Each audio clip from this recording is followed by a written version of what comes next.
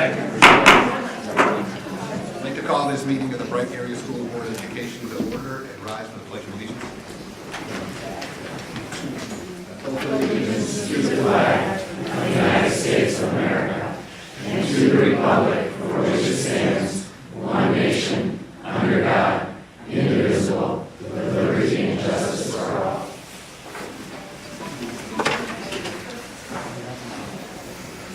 Start. Can I get a roll call, please? Mr. Krause? Here.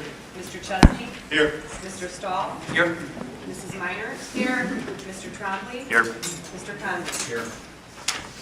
Can I get a motion for approval of tonight's agenda? So moved. Second. Any discussion? All in favor signify by saying aye. Aye. All opposed? Passes 6-0. Now we're going to go to a time that we call call to the public. I would like to point out some of the guidelines to call the public since we have a pretty packed agenda tonight. We will limit your time to 3 minutes. We will put a cap of 30 minutes total on the call to the public time. Mr. Chesney has 2 folders with him.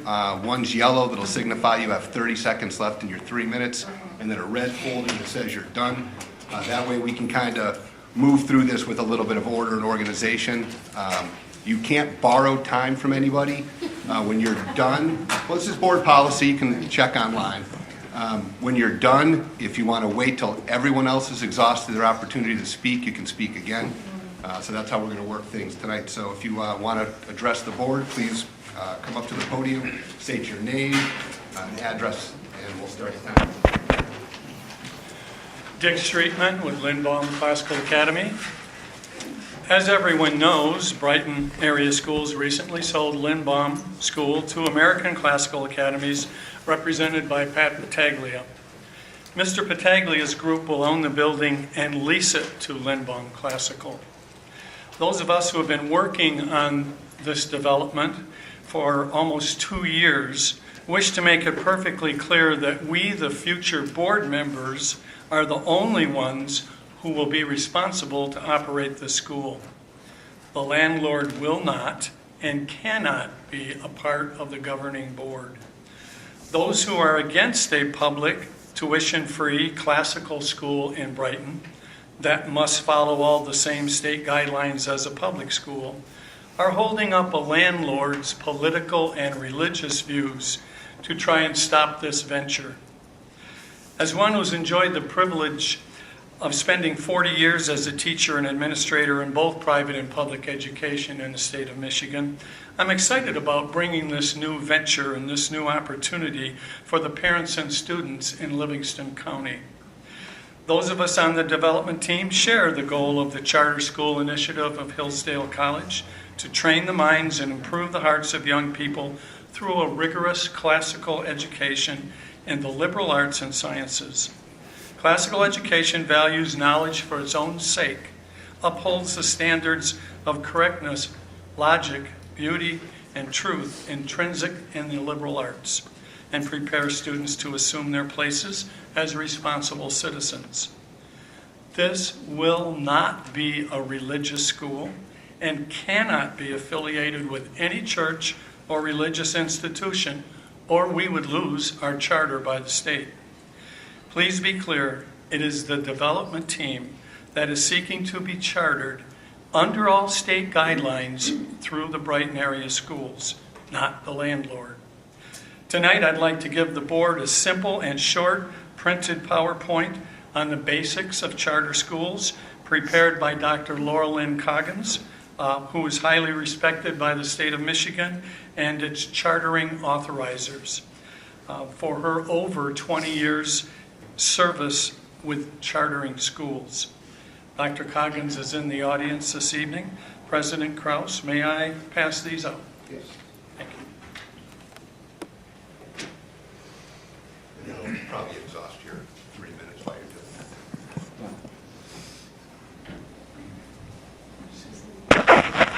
that. Would you pass them down? Thank you.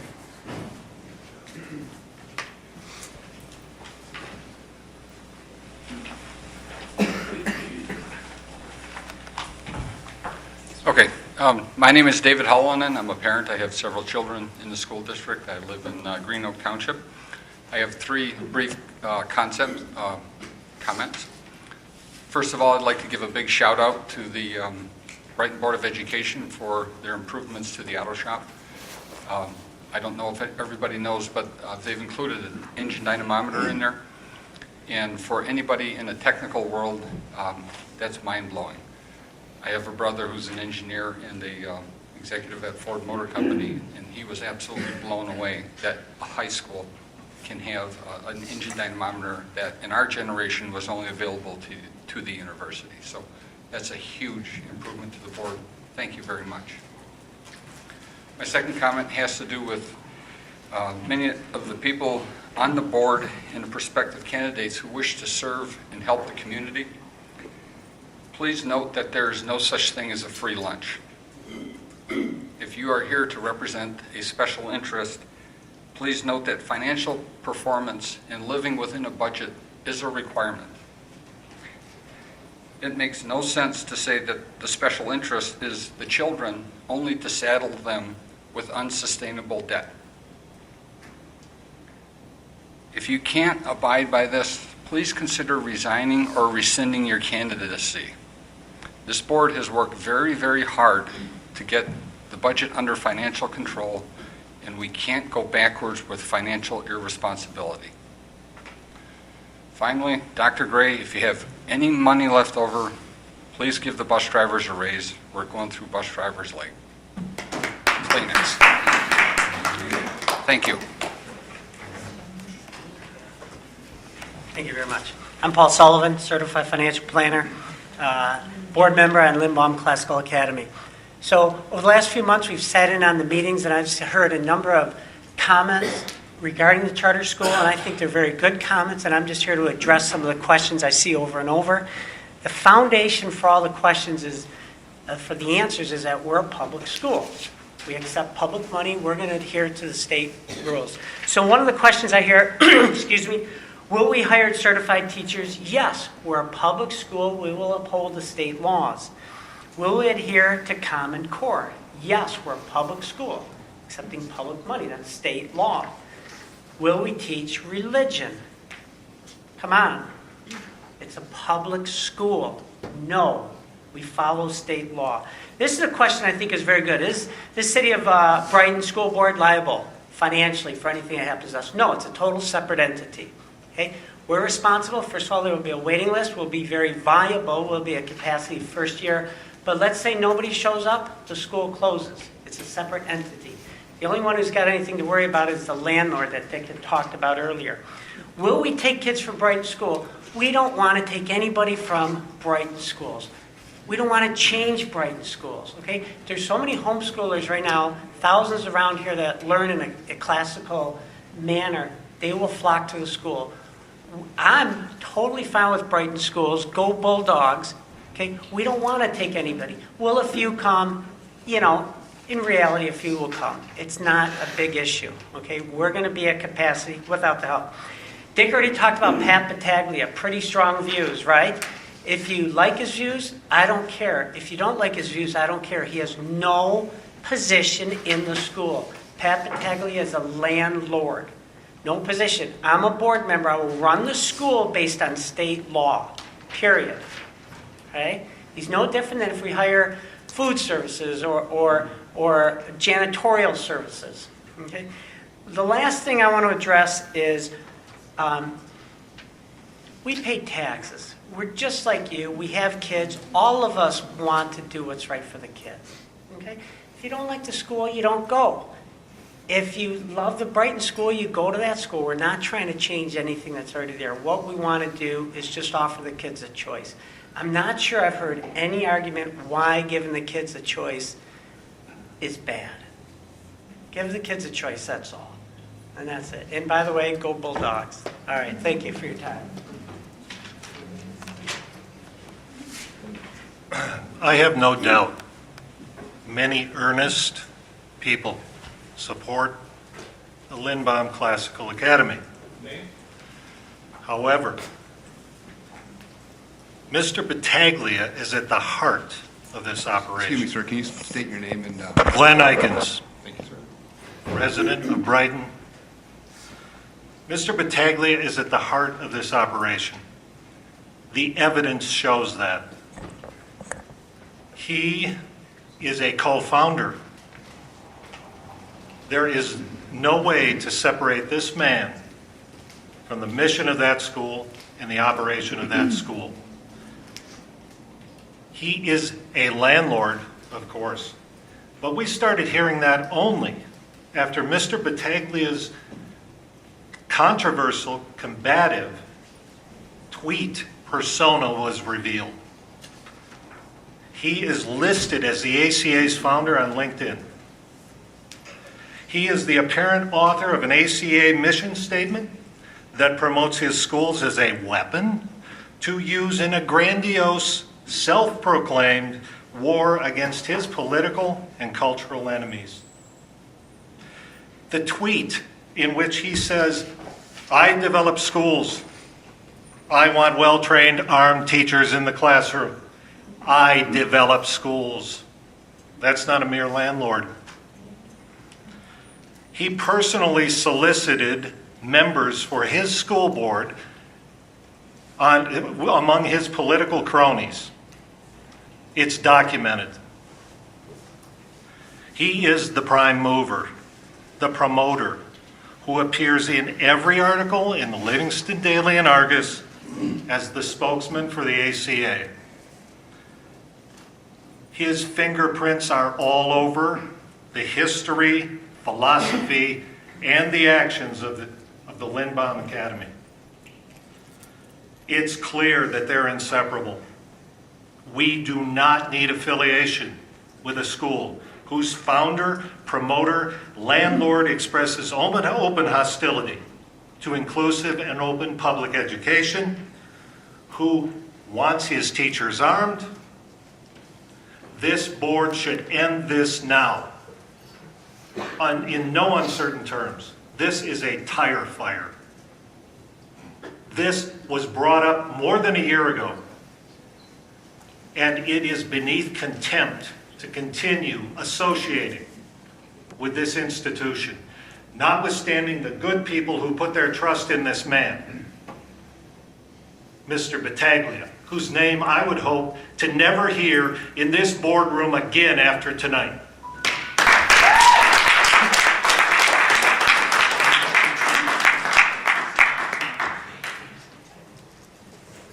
Hi, Julie Hine, Brighton resident. When I came to this district more than 20 years ago, as I look around, most of the responsibilities of the people up there were filled by 2 and sometimes 3 people. And it's only through the ingenuity and the drive and the complete dedication of our administration that we have gone through the cuts that we've gone through and maintained the excellence that we've maintained. And I have 2 main points. One, this is not a district emerging from a deficit that basically can undertake the ongoing supervision and responsibility that an authorizer takes for health, safety, transportation, curriculum, and 5-year reviews for $210 a year, which is 3% of $7,000. I spent an hour and a half on the phone today with CMU, which is a nationally recognized location for the Gerald Ford Centers for Charter Schools in the state of Michigan. I have no objection to charter schools' presence in areas where public schools are failing. And that's the perception that we will incur upon ourselves if we authorize this school. I have no objection to them opening. I have no objection to them seeking other authorization. It puzzles me, and in fact, part of the reason I spent so much time on the phone with CMU, why, when CMU is such a nationally recognized center with 3 locations, 58 schools, 30 plus full-time staff members working on authorizing, and all of the responsibilities that go with it. Why would this school, if they want to be taken seriously, come to Brighton with no policies, no procedures, nothing on the books? And it was suggested to me that a FOIA might enlighten me on that. So perhaps they already tried to go to CMU and get a charter. I don't know. Don't know the answer to that. But it is not very logical to me that if you wish to be taken seriously as a charter, you would ignore CMU and many of the other chartering institutions in the state and come to a district just emerging from a deficit with no background whatsoever in sponsoring and authorizing a charter. So between our administrative constraints, the paltry amount of money that we would receive for every 100 students, it's not even a starting salary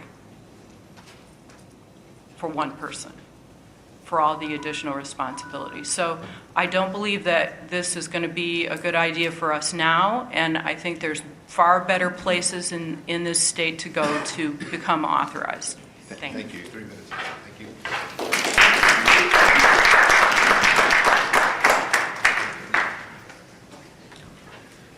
I'm Jonathan Weinrab.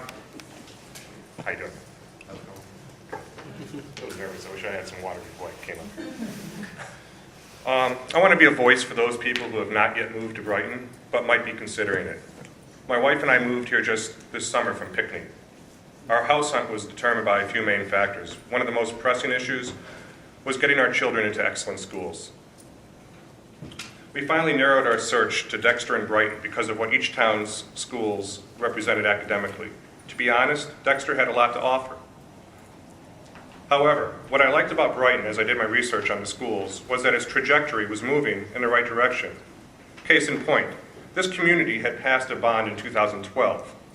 The vote for the bond told me and my wife that this community actively chooses to care about and to support education. Knowing this significantly affected our choice for wanting to come to Brighton schools. We were also aware of the creative decisions the school district has made to eliminate its budget deficit. Nice job. Which also made us believe in this district. But our minds may have shifted away from Brighton and its schools had this ACA, or LCA school been in place and endorsed by the Brighton area schools. This man, who is leading the charge for this school to open, he's not just a landlord, should not represent any aspect of Brighton schools. Had he in this school been officially supported by BAS, it would have tarnished what I had learned about this community, and it is probable we would have steered our course away from here and back towards Dexter. On top of the many things, this man has no respect for public education. His goal and his desires are to tear away at the bricks of public education from the inside via a so-called charter school. He condemns public education as a failing system. He claims that it produces kids who are in the, his quote, process of completely soiling the tenets of our Western civilization. To him, Brighton is one of those so-called failing public schools. He has no respect for you or this community. If he did, he would know that Brighton, a publicly owned school system, has excellent schools. If his premise is that public schools are failing, then he is saying to you and the Brighton community that we are failing. And it is not failing, it is thriving. I am proud, although only for the last 6 months, but I will be here for the next 20 years, at least. I am proud to be a part of this community now, and if we connect ourselves to this institution, the ACA, and the leadership within it, we do ourselves a true disservice. We do not need Pat Battaglia representing us. A little research into the man can inform you of this fact. If he does end up at a charter school in this community, it should not be done with BAS's name. If we do wrongly choose this charter school, to charter this school, it will end up as being an embarrassment to us and the community. Please continue the work that you have done in making this community that brings us together through our schools and invites people to want to live here and to educate their children. Thank you for your attention.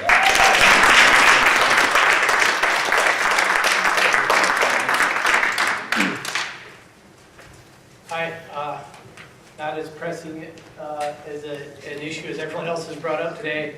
My name is Jason Barrett. I'm a resident. My daughter goes to Spencer School. In 2 years, my second daughter will be going there as well. And I'd like to know what it would take from all of you to do something about the parking lot at Spencer School, which in my opinion is horrendous. Traffic getting into the parking lot is always backed up on Spencer Road. Getting out is even worse. A lot of times, I drop my daughter off in what they consider the drive and drop, I believe you call it. There are people passing on the left side in order to get in front of people that are dropping their kids off, even though there's no room to advance in that left lane. To me, it's like the zipper effect when you're on a merchant highway. There's nowhere for you to go, so why are you advancing in that left lane? To exit, you have to, after the drive and drop, you have to turn back into the parking lot area. So anybody who has gone there to walk their kids up to the school, come back to the parking lot, get into their vehicles, and now we're all merging together. One lane to exit out of that parking lot, and it's a left turn or a right turn lane. So, you know, as far as what could be done, I think the simple solution is to have the parking lot separated from the drive and drop. You could have one lane exiting left or right, nearest to where the school buses are. Completely separate the drive and drop from those people that are using the parking lot. So the entrance can remain as is, but I think something else needs to be done. So I don't know if it's something that you guys can speak on tonight or something that I should follow up with somebody in particular. Dr. Gray, I'd certainly be happy to do so, but I know other parents there that feel my frustration, so I'd just like to get the ball rolling to see what we can do.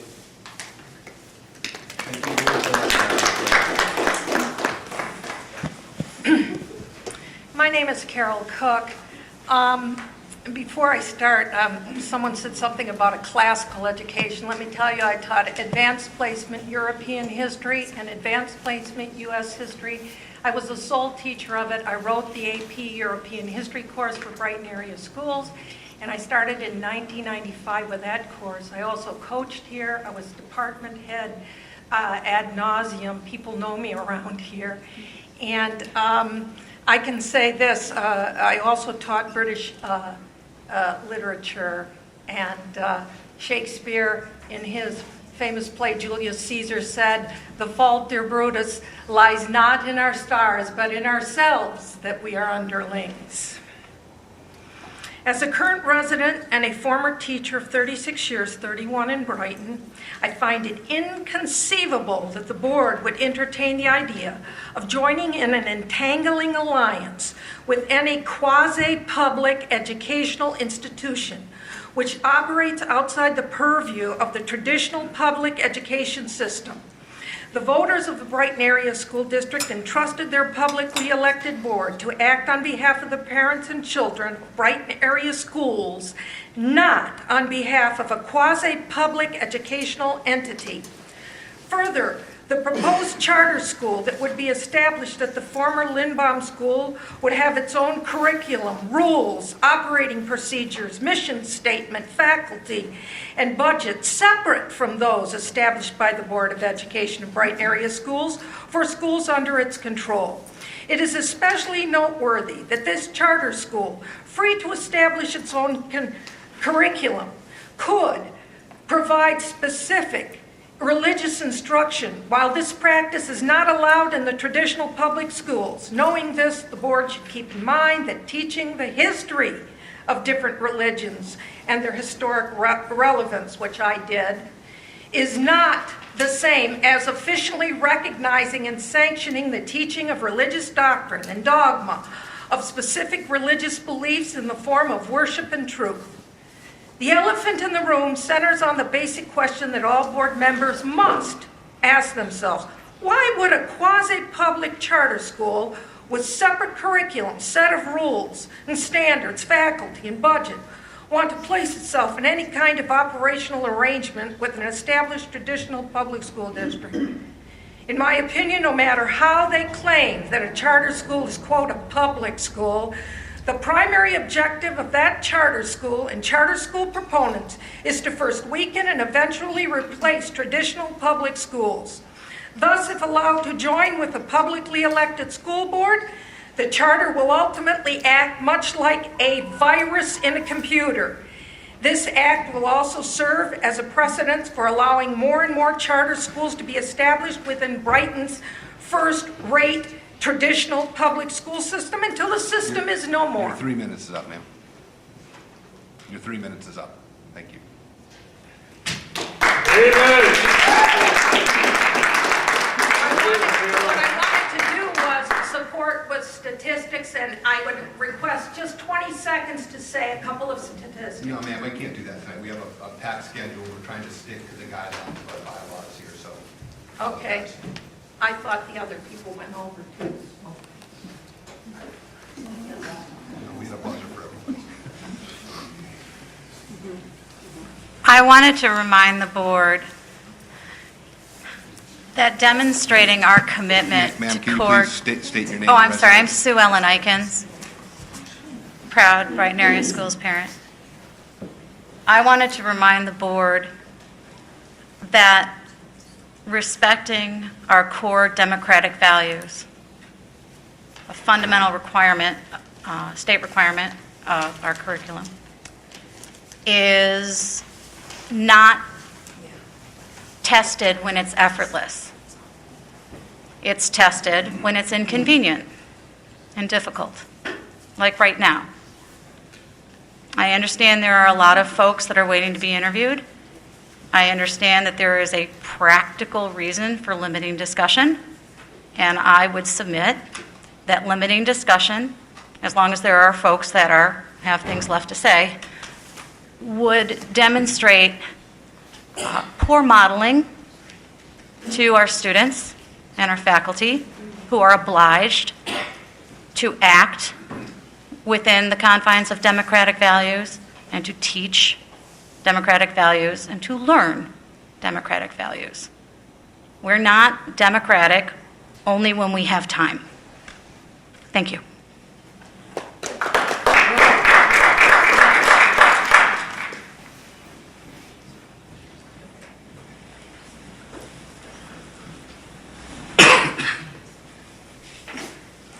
My name is Karen Mazurik. I've been in this district for almost 30 years. Both of my children are long gone, not too long, but long gone enough. One graduated from Northwood University doing incredibly well, one graduating from the University of Michigan in May. Nothing to be ashamed about, and I give all the credit to Brighton Area Schools.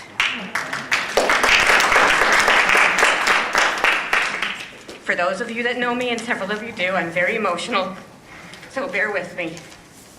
I am very, very, very disturbed by the charter school situation in our community. I have no problem with the charter school in our community if it was actually going to be the school that it's trying to represent that it's going to be. However, Mr. Battaglia has made himself very well known to everyone in this district, publicly, on Twitter, on Facebook, about everything that he believes. I passed out this document today, but everybody who went before me did such a great job. This is just my own research that I had done, and I wish you to please feel free to look through it.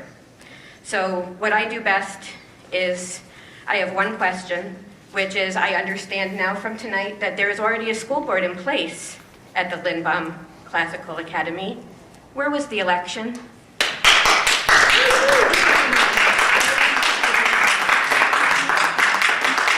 I was planning on running to be part of that school board. Now from a more emotional standpoint, because all the rest is business that has already been touched upon. I'm a past PTO president of Lindbaum Elementary School. I was the secretary for 3 years prior to that. Both of my sons graduated from there. I couldn't be prouder.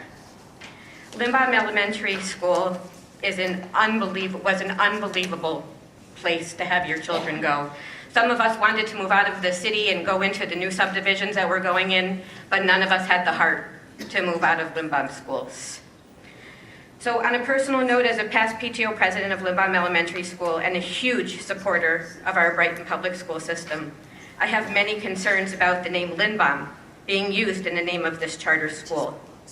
Knowing exactly what Lindbaum stood for and its values in education, I highly doubt Mr. Lindbaum, the building's namesake, would be honored to have a school named after him, knowing the teachers are armed with guns in the classroom.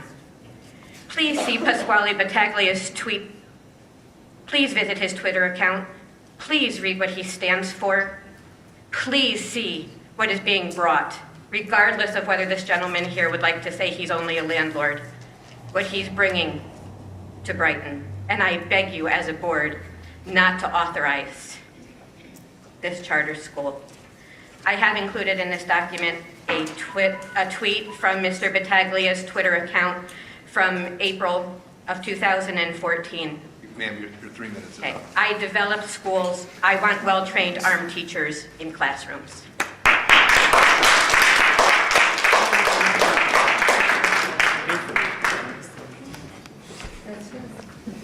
You get to go twice after everyone's had an opportunity.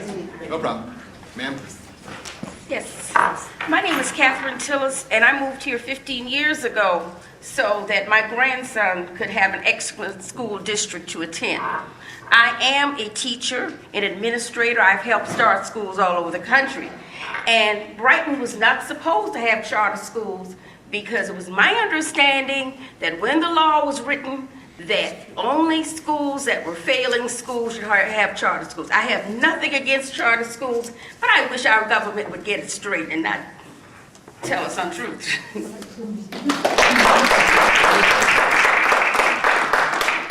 I'm going to deviate just a bit from the subject of the charter schools. My name is Nancy Hill. I am a proud driver of a school bus here in Brighton. I love it. I'm not representing the other drivers. I'm representing myself. Please, I'm begging the board. You're saying you want to put cameras on our buses for safety's sake. Great, that's a great idea. 99.9% of the kids are terrific. It's the parents you have to worry about. Serious. But what I'm hearing, and I'd like to ask our board for this year, consider it a bus washer for our schoolyard. Have any of you seen how terrible our buses look this year? We have no way to wash our buses. Nothing. We can get out and hose them in 27 degree below zero weather if the water's not frozen. Okay? The original bus washer that's there has been there for 22 years. It has now been broke, totally irreparable, because no parts can be found, for the last 3 years. So I would like to put on your agenda for this year to rush ahead, let us get a good, stable school bus washer that all of us drivers can use and take care of. And then when we do our field trips, when we pick up our kids, and I say they're our kids because we love them. Sometimes you want to wring their little necks, but we still love them. Okay, we're concerned safety-wise because our mirrors are dirty, our headlamps are dirty, even though we wipe them. We can't get to the top of the bus for our flashers to clean those. And I'm always afraid that someone is going to rear-end me or hit me on the side because naturally the flashers are dirty there. They call them clip lights, actually. All right, and that's the only thing I have to say is, and I did write Dr. Gray a letter asking for this. I know you're nodding your head. And thank you very much for hearing me out, and put it on the agenda, please.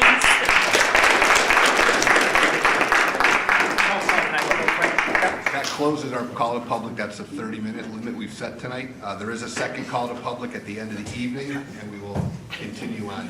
Thank you. Just for clarity on the call to the public, the reason, is it all right if I? Yep, go ahead. The reason that we have to stick to the 30 minutes on the call to the public is that we have, I believe, a dozen candidates who are each going to have 10-minute interviews tonight. Okay, so out of fairness to all of the candidates and to give them time for the empty seat that is up here right now and to give them each equal time up here to talk, that's why we're very strictly sticking to the rules tonight. It's just for the sake of that, which is a very important issue on the agenda tonight too. So out of respect to the candidates who are running, that's why we're sticking so strictly to the rules. And going forward, we're probably going to be a little bit more sticklers on controlling the time and the way we do business here, because this is also a place where we're trying to get business done for the district, and we need to have a little bit of control. So I appreciate it. Oh, sorry, I'm usually told I'm very loud. We just appreciate your support tonight on this. We have a lot to get through, a lot of important things to take care of that'll help support the district. So thank you for that. Up to board reports and correspondence. I'm going to hand out, first thing is the committee assignments. I'm handing one out that has one change from what was in your original packet. Please note that. It's got the committees on it. If you have any questions, please let me know. Next item on the agenda, Dr. Gray's timeline for the superintendent evaluation. You good? Unless there's questions. I can, though. I'd love to give a quick little snippet about the bus wash. Okay. Mr. Trombley and I have actually visited in the last 3 months the bus garage twice, and we do have pricing out right now for either a full redo of the existing system or a new system that goes in. So it is a part of the bond process. We are looking at it. It's anywhere from $35,000, I think, is the walk around, up to $300,000, depending on the different units you get. So we're waiting on pricing right now. It'll probably go out as part of the bid packet, but we've been working on that for about a year now. I would say, once we have the last packages in now, once we have the packages that are out for bid right now, we're going to have an understanding of how we're going to fare with the rest of the money.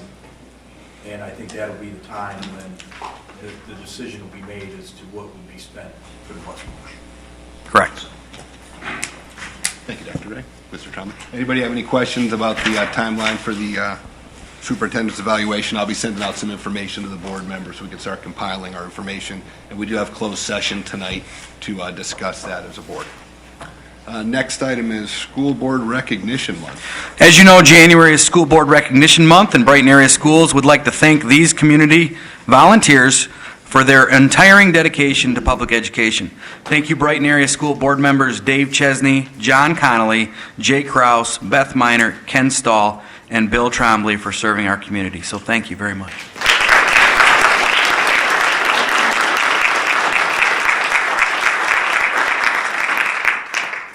Okay, so the next thing up is our interview for the vacant board seat.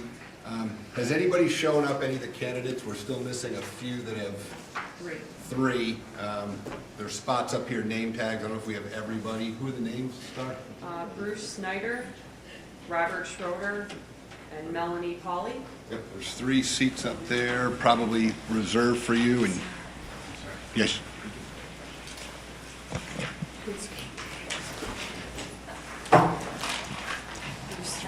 So here's how things are going to happen right now. We're going to go alphabetically through the candidates we have tonight. We're going to ask them a series of questions, 4 questions per candidate, then with some closing comments by each. We're hoping to keep this kind of condensed to 10 minutes. Obviously, if there's 10 people, that's 100 minutes. It's a long time. And then afterwards, we're going to have some discussion, and then we're going to move into potentially nominating a candidate to fill the seat. And if everything goes to plan, we'll have a new board member seated with us for the rest of the meeting this evening. So hopefully none of you have anything planned for the rest of tonight. So the first person we're going to bring up is Andrew Washua. Sir, if you please step up to the podium. How are you doing tonight? Great. How are you? I'm doing pretty good. I'll tell you about midnight. So the first question is, tell us a little bit about yourself and why you feel interested in serving on the school board. Okay. My background is as a certified public accountant, so I've been following the school district's financial progress over a number of years. I've been a Brighton resident for 18 years now, and have 2 children in high school now, and a wife in the district who works here at the Bridge Alternative High School. So again, out of that background, like I said, I feel like I have something to offer the school district. I think that fiscal prudence is important, and again, with my skill set, I think that's something I can bring to the board. Secondarily, I do have some school background. When the vacancy opened up, I served on the board of a preschool for 6 years, and my term just ended last August. And again, a preschool, obviously much smaller, a lot different in terms of budget to the public school system, but in terms of some of the things you deal with, I believe they would have relevance and make me a good candidate. Okay. What do you see as the role of a school board member? Well, I think a board member on any board, school or otherwise, our role is to be open-minded, to go ahead and be part of a team, to get to the best answer. So if, you look at a problem, you evaluate all the information before you, and again, as a board member, you have certain obligations, right? You have obligation to go ahead and you have a duty to go along with your board members when a consensus is reached. So you give your opinion, you come to the best conclusion you can with the information available to you, and then from that standpoint, you support the decision of the group and you move forward. Okay, thank you. How do you view the relationship between the Board of Education and administration and staff? Well, I think that a board, their most important role is actually the hiring of the administration and staff. From that standpoint, the board has to pick the best administrator for the district they can find. Now, we're fortunate that Dr. Gray is a great administrator, so the prior board did a great job. But again, our role, though, is to go ahead and set policy. And from that standpoint, then, as we set policy, we need to go ahead and hold the administration accountable. So it means, it means follow-up, it means evaluation, and it means making certain things that are values that we establish, make their way into the school. Okay, and what contributions can you make to the district? Again, I believe, like as I said in my introduction, I think that the two biggest things are, number one, my financial background, I think, is something that could be an asset to the school system. I think that I understand financial issues at a very deep level, so as a result, there's just no way around. A $60 million budget, there's financial issues that come up all the time in the district, and I'll have expertise to help apply to those issues. In addition, as I said, I have kids in the district. I care deeply about what happens in the Brighton area schools. I care about the kids. I care about things that my kids come home and tell me about that are happening in our school district. So from that standpoint, I guess I just bring passion and caring to the role. Okay, and then lastly, do you have any questions for us about the role? No, I've been reading the bylaws and trying to go through what would be involved in becoming a school board member. And again, it'll be a learning process. I know that there's a lot to get up to speed on, but I guess at this point, I'd like to be considered and hope to add to the group. Okay. Well, thank you for your time. Thank you.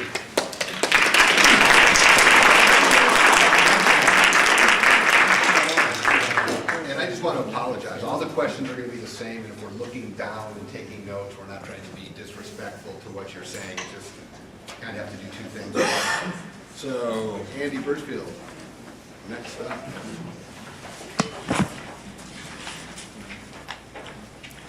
Good evening. How you doing? Good. How are you? I'm doing well, thanks. Good. Tell us a little bit about yourself and why you're interested in serving here. So I'm Andy Birchfield. I've been actually born and raised here in Brighton, Michigan, product of Brighton schools, as well as St. Pat's in elementary school. I have 3 kids here in the district, and one at Maltby in 5th grade, and then 2 at Horning, one in 3rd grade, one in 1st grade. Western Michigan graduate in public administration, social sciences. I'm now the Director of Emergency Management at the University of Michigan with the Division of Public Safety and Security. I think, as all of you know, I was just recently ran for one of the open 3 board seats, was defeated by a very narrow margin of 64 votes, and believe that I'm well qualified to serve in this capacity. One of the reasons why I wanted to engage in the first place several years ago when I first really started to attend board meetings and be involved was certainly through the bond process and the need for upgrades in infrastructure, technology. It had been well outdated. In fact, in the board forum, candidate forum, I had mentioned at one point that the last time any significant infrastructural improvements had been done was the year that I was graduating from high school in 1993, which certainly shows the age of the infrastructure. I believe I can make a difference. I think I can make a difference and complement the existing team up here, the new team, and those that are existing members. I believe that I bring a deep vested interest, not only being a Brightonian, somebody that lived here a very long time, but also moved away and had the experience and opportunities to see a lot of the world in other cities as well as states. And I believe that I have a strong support from the community and truly understand the pulse and what's the desires of this community, parents as well as grandparents and those who have lived here a long time and those that are looking to make Brighton their new home, such as one of the gentlemen that spoke earlier. Okay. What do you see as the role of a board member? So I think I see the board role in several different capacities. Certainly setting policy is extremely important. Any organization needs to have sound policy in order to manage itself appropriately. There's certainly the budget side of the house and managing a fiscally responsible organization, but one that also positions itself to be able to respond to needs that arise, whether that be a new fleet of buses, whether that be infrastructure improvements, whether that be upgrades in academic standards. So we need to position ourselves with the flexibility, but also live within the means that we have within the budget. I also believe that we are responsible for setting a strong vision, and that's not just a one-year vision, but that's a long-term vision of who we are in Brighton, Brighton excellence, what we want to strive to be, and how we get there. And that's going to be collaboration and partnerships with not only our parents and our coaches and our administrators, but also within the city of Brighton and the 5 townships that make up our school district. How do you view the relationship between the Board of Education and the administration and the staff? Am I loud enough for everyone? No. Jeez. Okay, is that better? All right, sorry about that. That's why I asked.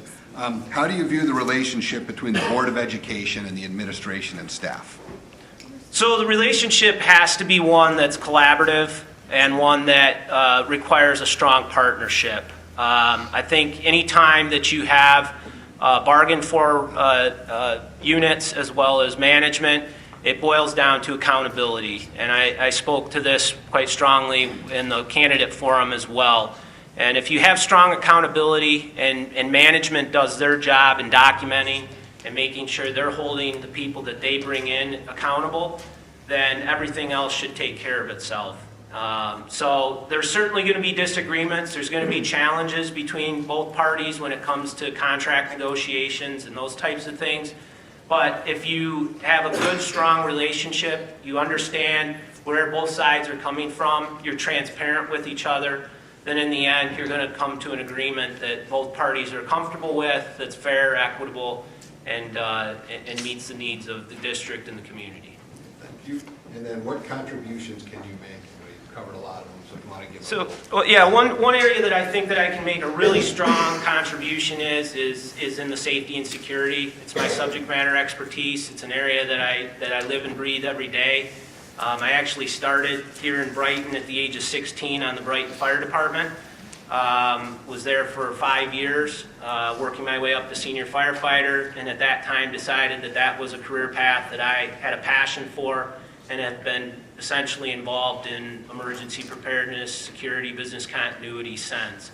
Had the opportunity to work with school districts all across the country in safety and security in my previous job, everywhere from Detroit Public Schools to St. Paul Public Schools, as far away as Hawaii. So really bring a strong expertise in that area. Believe that I can, again, complement this board and provide and enhance our capabilities within the district. I have been working with the district's Safe Schools Committee for the last several years and have been engaged in that. In fact, a direct product out of that is the new emergency procedure posters. I haven't seen any in this room. We'll have to get some in here.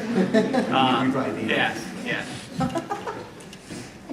And then last, do you have any questions for us? At this time, I do not, but thank you for the opportunity to be up here.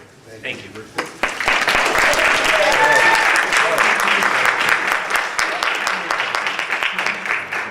Rachel Foster. This is going to start sounding repetitive now, so you just have to bear with us, okay? Tell us about yourself and why you feel you're interested in serving this Board of Education. All right. Good evening, everyone. I have been in the district since 1986 when we built our home here in Brighton. I came out from the Livonia area. I have a husband of 30, almost 32 years. We've been together 39 years altogether. So with our 4 children, 3 of whom have already graduated from Brighton High School, and 1 is at Scranton right now. My eldest graduated from Central Michigan and is now back at Brighton High School. He will be doing football announcing at Brighton High School starting next fall. My second son graduated recently from Kenyon College in Ohio, and he also is back at Brighton High School and will be coaching lacrosse this spring. And my daughter is studying elementary education at Alma College, and then my youngest one is still understanding what he has to look forward to there. Primarily, the reason that I am here tonight is I have made volunteering a priority in my life. I have always held a job, but have made the volunteer side of my life the primary focus. I do that for a couple of reasons, and specifically, I volunteer in the schools. The reason for that is I think that volunteering is such an important thing to exhibit for my children. And I started in the classrooms because I wanted to know the children that my kids were growing up with. And then it morphed into something else. I thought it was really important for kids in the district to know me, to know somebody, to know that there's always a person there that you see, you recognize, whether it's at the grocery store or at the movie theater, that you see that same person and you know that they're a person that's interested in them. That's where I come from in a spirit of volunteering. Along with my family, I had a terrific opportunity in August of 2013, the day before my daughter started her freshman year and the day before my son was off to finish his senior year. My entire family did registration over at Maltby Middle School. I think that that's really important for us, but that was just one of the things that I've done in this district. I was on the Base Foundation from 1999 to 2005. I served as president, vice president, and secretary. I think we did amazing work there where our charge was parenting programs. I was a PTO officer at Miller, Lindbaum, and Maltby for a total of 8 years. I served on the Parent Advisory Council with the superintendent. I have been here through 7 of them, if you count Bonnie Ryuta twice, which I do because it was 2 different administrations. I was a member of the Brighton Youth and Family Forum for 6 years. I've done things such as the Redistricting Committee, Restructuring Committee, the NCAA accreditation. I have worked on the Curriculum Council briefly, superintendent search twice, one which led to Dr. Gray, which is one of the things I'm very proud of. Report card committee a couple of times. I did the canned food drive at Maltby for 9 years straight. I did the PAWS program at the high school for 5 years. Senior all-night committee, chaired a committee there 3 times. I worked very diligently on the 1998 bond issue. I've done registration at various schools for 16 years. I was the proud recipient of the David DeVries Volunteer of the Year Award in 2005, and I've been a Shining Star recipient from the board as well. So I think that that's something that the next logical choice would be to perhaps serve on the board. What do you see your role as a school board member? I think that that's something to, my role would be to bring awareness of the changes that are going on in school policy on a state level, and see how we can incorporate those changes that are necessary into the programs that Brighton area schools already have. I think being present in the community and listening to what the citizens are interested in and what their demands and their needs and desires are. I think, of course, working in concert with all of the employees, as well as the parents and the students, and working together, I think that would be the role. Okay. How do you view the relationship between the Board of Education and the administration and staff? There, I think, again, the word accountability comes in. I think it's, you have to work together, and we are fortunate at this time to have somebody that is very willing to work with the board, understands the parameters of the job, and I think our job is primarily to kind of oversee and hold that individual accountable. I think also supporting the superintendent and all of administration in their roles is important for us too. Okay. What contributions can you make to the district? I think one of the gifts that I have is to listen to people and to really hear what they're saying, to pay attention. I will use the Lindbaum name tonight. For years after Lindbaum closed, there were people who bemoaned, oh, we wish Lindbaum was still around, we wish Miller was still around, and their voices were kind of shut down. Instead, what I like to do is ask, tell me why you miss Lindbaum. What was it about Miller that made it so special? There's no reason we have to shut off the past. We can incorporate some of the things that really worked for us. That is one of the things I bring to the table. Is I've been involved in the Brighton area schools since the early 90s. I've seen the halcyon days where things were wonderful. I've seen days that were full of turmoil with a lot of animosity and distrust among staff members, administration, the community. I think that listening to what people really need and finding a way to work with people instead of being closed off board. I think I have a good way of listening to people and helping them get what they need. Okay, and last question. Do you have any questions for us? No, I don't.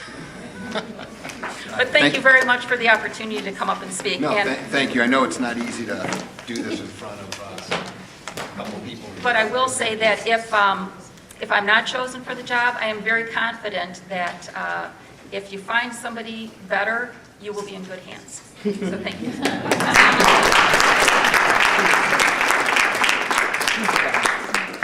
Sheila Hall.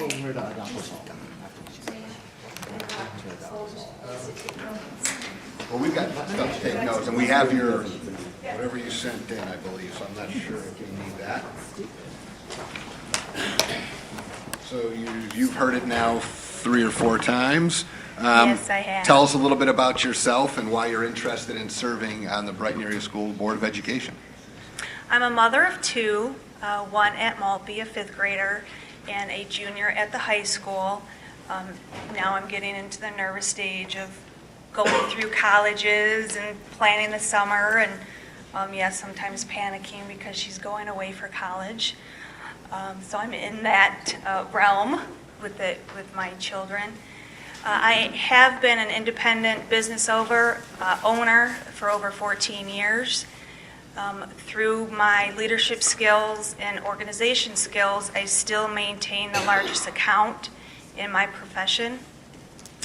I feel with my visual and critical thinking, I can help the board implement new programs that will enhance the district, to possibly enhance the performance of the staff, and continue to build on the education programs so that all students within the district can reach their full educational potential.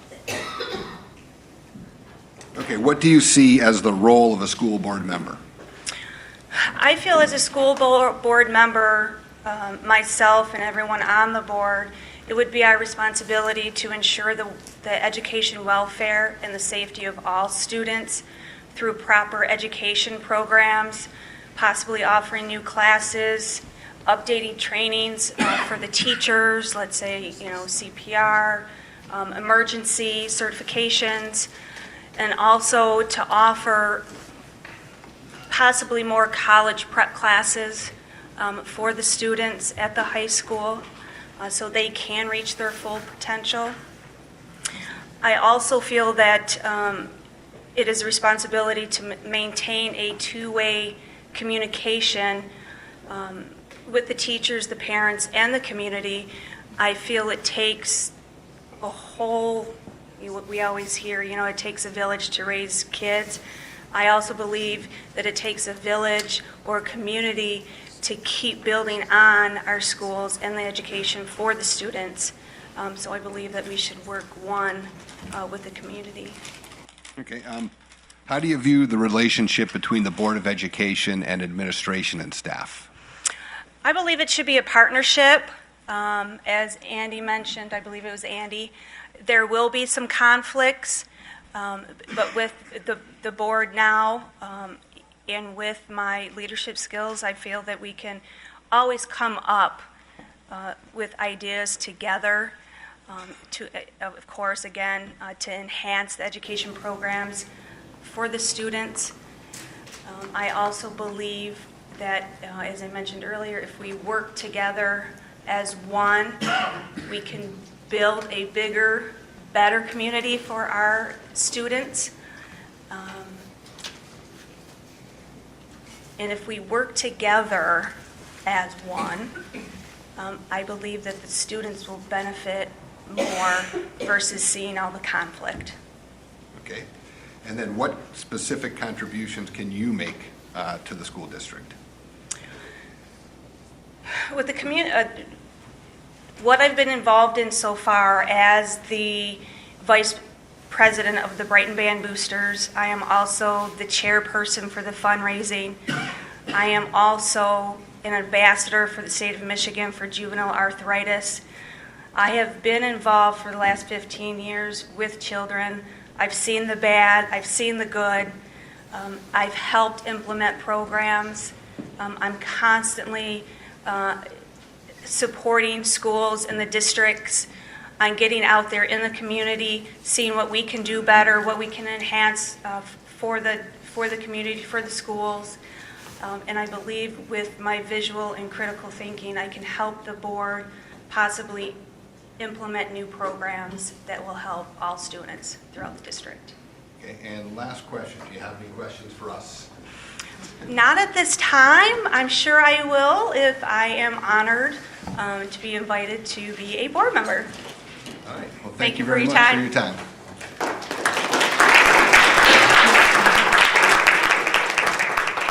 All right, Tammy Heinonen, did I say that right? It's Heinonen. Close. Okay, I did the German, I have to. That's okay. So I That's okay. apologize. Hi. So, you know the drill. Tell us a little bit about yourself and why you're interested in serving on the Board of Education. Sure. I started out my career here about 15 years ago as a teacher in Brighton High School. I was an English teacher. I taught English literature, American literature, expository writing, anything I could get my hands on at that time. I loved teaching. I left teaching to pursue family and other career opportunities, and I've stayed with education. So I have furthered my education there. I have a master's degree in educational technology and literacy. I have a doctorate in educational leadership and administration. So my career path has kind of led me to this place. I've been a volunteer in my son's classes for the past several years. I have a student at Horning and one at Maltby. So I've been active in their classrooms, and I've been looking for opportunities outside of the classroom where I think that I would be a good fit. And I think that the school board is a good fit for me as an expert in education policy. Okay, what do you see as the role of a school board member? I think the role of any school board and a member on that board is to set policy. That's primary, to hire and evaluate the superintendent, as we've seen here, to encourage and carry out a shared vision of excellent student success. I think we do that in Brighton. That's one thing I'm quite proud of in Brighton schools. That's why my sons are in school here. And to be an advocate for the district and the students in that district. I think that's the role of the board. Okay. How do you view the relationship between the Board of Education and administration and staff? Well, everybody's already said it. Really, it is the role of the board to set policy, and it's the role of the administration to carry out those policies. And so there needs to be accountability on both ends, and I think that they work collaboratively. They need to be on the same page. I think that's going on in the district from where I sit. And I think that's really important to just make sure that they work together and that they support each other. Again, it seems to be going on here. It's not the case in all of the local districts, but just that openness, the accountability, having good evaluation systems for both sides, the board and for the, which works because it's a publicly held position, and then evaluation of the superintendent and the administration. I think those are important. Okay, thank you. And then what contributions can you make to this school district? I have a lot. No, I'm just Okay. kidding. I'm just kidding. You got all night. No. In looking at this board, I think that I have a lot to offer. I'm a mother. I'm a teacher. I'm an instructor in higher education. I teach in a Master of Arts in Education program at Spring Arbor, and I mentor students there who are writing their master's thesis. I'm a small business owner. I'm a curriculum designer. I live in the community, and I've been here for 10 years because I want my students, my children, as students in the Brighton district. And I'm an expert in education policy. I'm familiar with a lot of the policies going on in Michigan right now. I talk about this with my students often, and it's something that's just my passion. I've done this my entire career, literally, is education. So I'm well-versed in assessment issues, and with M-STEP coming up this spring and things along with that, teacher evaluation is a big concern right now as well, and that's something I've been talking about with my students and with some colleagues as well. So I have a pretty good idea about what's going on in terms of education policy in the district and in the state. I think that I'd like the opportunity to be an advocate for all the schools here. I know that I can make very well-informed decisions that are information-based and data-based, not necessarily popular, but the right decision based on what we have. I'm confident in my ability to do that. I've been doing that for quite a while, and I'm comfortable with that. I think it's important, as others have said as well, for any school board and its members to be accountable. I'm comfortable with myself and with my background to be held accountable and to be transparent with everybody else around. I'm confident in Brighton area schools. My children wouldn't be here if I wasn't. I love Brighton schools. I bleed orange, even though I didn't go here. I wish I had that opportunity. I really believe in this district, and I think that I have finally a time in my life where I can affect this district in a positive way. As I guess, yeah, it would be awesome, really. Okay, and then do you have any questions for us? I do actually have some questions for you, and it probably would have been better suited to go at the beginning, but I know, right? But I think it would be good for the community to know what you're looking for in a school board. This is a new, I guess, dynamic going on now with a couple of new members, and so I would guess that you've kind of thought about what you want in a school board member. So what are you looking for in a new school board member? I think you'd probably get 6 different answers. Okay, I just wanted to make sure that you're thinking. No, I mean, I'm sure you are. no, So, but I think that's important. So. Well, I mean, I can just speak for myself, I guess, and that is we've reviewed all the candidates. We think that they're outstanding, and I don't think we're going to make a mistake here. I really don't think we're going to. We're just going to have to see at the end of the process how the discussion goes. I mean, I'm very excited to have the level of people coming up here for this. So I mean, well, it's very impressive that the community can come forward with this many candidates. So. Well, I would venture to guess that anybody who isn't selected would love to be on an advisory board or something. So just. Well, it's great. There's also elections every couple of years. Well, there's that too. Thank you.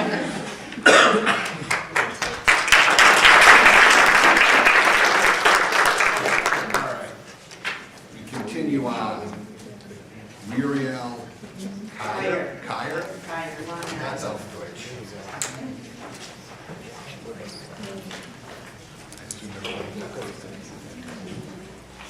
Okay. You know the drill. I know the First drill. question is, tell us a little bit about yourself Well, and why you're interested in serving. I'll try not to be redundant. So everything that they said, plus, I live at 910 West Main Street, right around the corner, and I lived here for 12 years. And I want to thank you for giving me the opportunity to come and apply for the vacant seat. I felt honored that I received the call. My first loves are my family and my friends, but my second love is education. I taught special education, general education, and technology for 34 years. I actually ran for school board unsuccessfully, obviously, in 2009, and I worked on the bond issue in 2012. Since retiring, I've just had this longing to be attached to a school. I love to be surrounded by children, and I really loved being part of staff. I never, ever walked into my classroom without being 100% prepared to teach my students. And I would bring that same intense dedication to this school board. I work best on a team.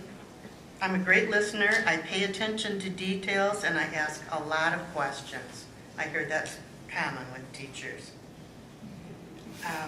I think you have a great team going now, and I would love to be part of that. I don't think that the general public have any idea how little money schools have to operate. And my school districts, the two that I worked in, were no different. So I had to become quite crafty in grant writing to obtain technology and books and visual aids and materials to enhance my students' learning. And I would love the opportunity to help the teachers here to write grants so that they can have everything available to them and their students in their classroom that they need. I know schools, I know curriculum, I know school finance, and I believe that I would be a great fit to this school board. Okay, what do you see as the role of a school board member? To support curriculum and professional development, and to create and maintain a sustainable budget. Not easy to do. You have to make a lot of very difficult financial decisions, but they have to be made. I think you need to be a very active team member, not passive, but very active, so that you can make the best decisions for all students. And I believe you have to be a liaison between the students and the teachers and the parents and the administrators. Okay, how do you, speaking of administrators, how do you view your relationship between the Board of Education and the administration and staff? I think it's essential that you work closely in a respectful partnership. I've seen the other side of that coin, and it doesn't work. You have to work together to make the best decisions for all students. You have to support each other and listen to each other. Okay, and what contributions can you make to this school district? Well, I'm a great listener. I'm a successful grant writer. I love to volunteer. I would spend a lot of time in all the schools. And whether I'm chosen or not, I think that there needs to be ongoing training for parents and documents written to help parents understand Common Core. At first I thought, oh no, something else thrown at us by people who haven't been in a classroom for 20 years. But as I looked at it, I gained more and more respect for it. And I was looking at the math standards, and if I had been taught first grade through 8th grade with these standards, I would have been a much better high school student and much better college student. Okay, and lastly, do you have any questions for us? Not at this time, but if I were selected, I would have a lot of questions. Okay. Well, thank you, Muriel. Appreciate it.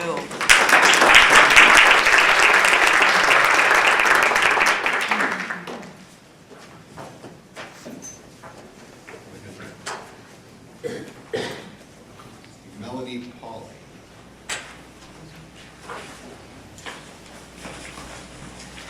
are you this evening? Hi, good evening. Thank you for having me. Thank you for coming for this. Tell us a little bit about yourself and why you're interested in serving on the Board of Education. My name is Melanie Polly. I'm a transplant to Brighton 2 years ago. We moved here from Southern California, where we have our family. I have 5 boys. My oldest his name is Brighton, which is why we decided we said we want to live in a nice small town with great school district, excellent hockey program. Oh, hey, look, there's a town named Brighton. Let's check it out. It checked all the boxes, and we said, great. Okay, well, let's go take a trip there and see what we think. We loved it. We fell in love with it right away. My son Brighton says he's never leaving. He's in 8th grade right now, and this morning took the geometry test at the high school to pass out for the rest of the year. He's been in the magnet programs. I'm a strong advocate of magnet. My second child, Carter, is in 6th grade at Maltby and doing well there in the magnet program. My son Brandon is at Spencer in the magnet program in 4th grade. My son Timothy is in 1st grade, and my son Jack will be starting kindergarten. So I have a bit of time to invest into a school board. I will be around for a long time, and we don't plan on leaving. In fact, Brighton is going to be starting the Brighton Chocolate Company, and therefore chocolate will never go extinct because of the droughts in Africa. They're claiming chocolate will go extinct. So he will start the Brighton Chocolate Company, just so you know. We have grand designs to stay here and an opportunity to be on the board would just allow me to be more of a volunteer. Being a stay-home mom, I have time to give to the board. That's the answer to question number 4. I have time to give to the board. I don't have a profession or a job that takes me out of the home. I am a stay-home mom. That is my job. My job is to raise 5 very good men and support my husband. A lot of professional candidates here tonight, and I admire all of you for having the time to volunteer as well as have a career, and I applaud you for that. Thank you for coming tonight. Question number 3, what does the school board have to give to? Nope. Oh, What is the role of the school board? the role of the That's school number board. 2. Question You number gotta- 2. You got to trust I me. was working Anderson. backwards. Trust me. Okay. What's the role of the school board? I think the role of the school board is to work in cooperation with the administration and also to be open to listen to the views of the community. As a parent, I think the school board is like a parent, and that the administrators are like the other parent. And in order to do that, you need to not only balance the budget, but you need to make sure that everyone's needs are being met. And promoting opportunities for everybody to grow, which I do think you are doing a fantastic job of. Right now, my kids are actually getting everything they need out of the schools and then some, and I would never think of changing them for that. And I've had experience in other school districts that were great, but this one is phenomenal. So thank you for that. Thank you. How do you view the relationship between the board and administration and staff? As a couple role, as in 2 parents of a family. In order to get your needs met, you have to be able to meet the needs of the partner in your relationship. So it doesn't make sense for one partner to get everything and the other partner to get nothing. It has to be a cohesive arrangement. Okay. And then what contributions can you make to this district? I have time to spend. I am around, I am home, I am invested in the schools. I am currently volunteering at the Maltby Library. We volunteer at the Brighton Library downtown. We volunteer at the Imagination Station as a family. We have time to give, and we give it. We don't have financial resources in our own families, so we do what we can to make a better environment for ourselves and everybody else. Okay, and the last one is, do you have questions of us? No, I appreciate your opportunity to come today, and I'm really happy to see that there are so many candidates, and I think that whomever gets chosen tonight will have a big job, and also, I don't think you can go wrong. Well, Thank thank you. you for coming in tonight.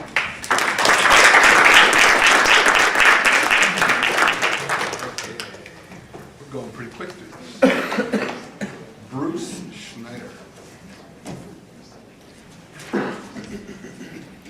Bruce? Can I just give you my background and just ditto everything else? Well, yeah, you can put your own spin on it. We allotted time for it, so. Yeah, I've come to this community in 2006. I retired from the Wayne County Sheriff's Department. My last assignment there, I ran uniform police operations at Detroit Metro Airport. During my tenure there, I was involved in a lot of different things. Background in emergency management, worked on 3 different airplane crashes, crisis response, did a lot of training for the department, oversaw the training operations, and just in general was a jack of all trades. After that, I worked for 2 years with Ford Motor Company in police vehicle development.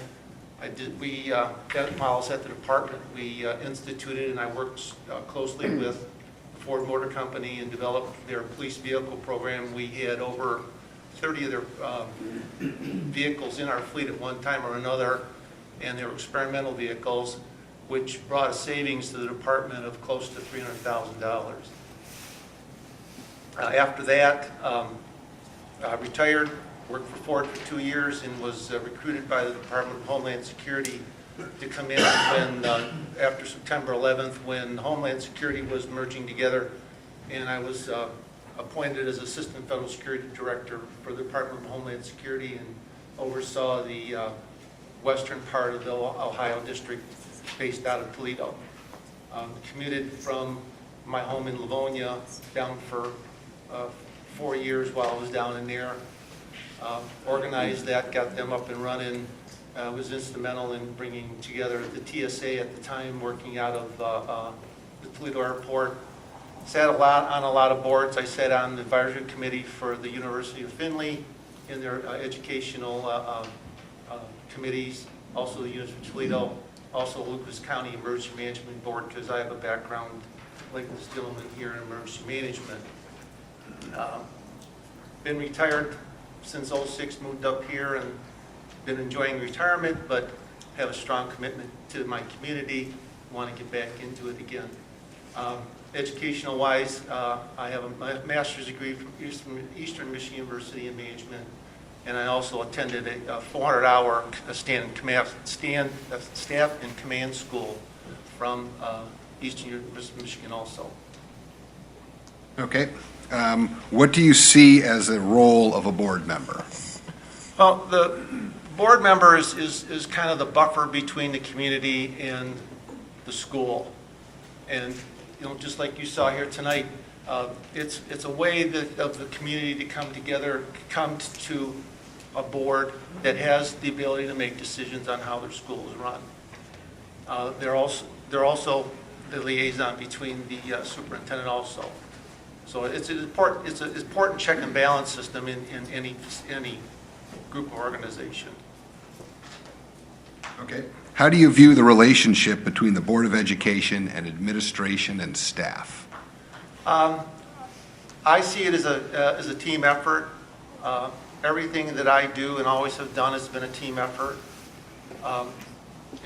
If everybody's not working together, from the janitor to the bus driver to everybody up through the system fails and it doesn't work. If there's not cooperation and mutual understanding and mutual respect between all the individuals within an organization, it doesn't work.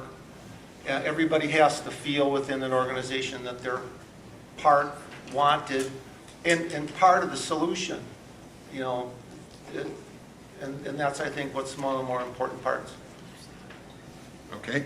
What contributions can you make to this district? Well, I think my experience, I come from a union background, both sides of the fence. I've been, all the way up from a patrolman to an upper administration. I've sat on contract negotiations. so I do understand that part of it. I understand budgets. I've managed budgets up to $5 million with staffs of up to 125 people. I've never not gone over budget, always been within budget, and that's one of the things I pride myself. My crisis management, my law enforcement background. Also, I got to mention when I was serving with Homeland Security, I also was a member of a federal anti-terrorism task force. So I have a background in that. It's crisis management, but I said, in my commitment to the community. But like the other people said, you've got a hard job here. You've got some unbelievably talented people in the room, and I think you can't go wrong with anybody that's sitting here. All right, thank you. And do you have any questions for us? No, I don't. No.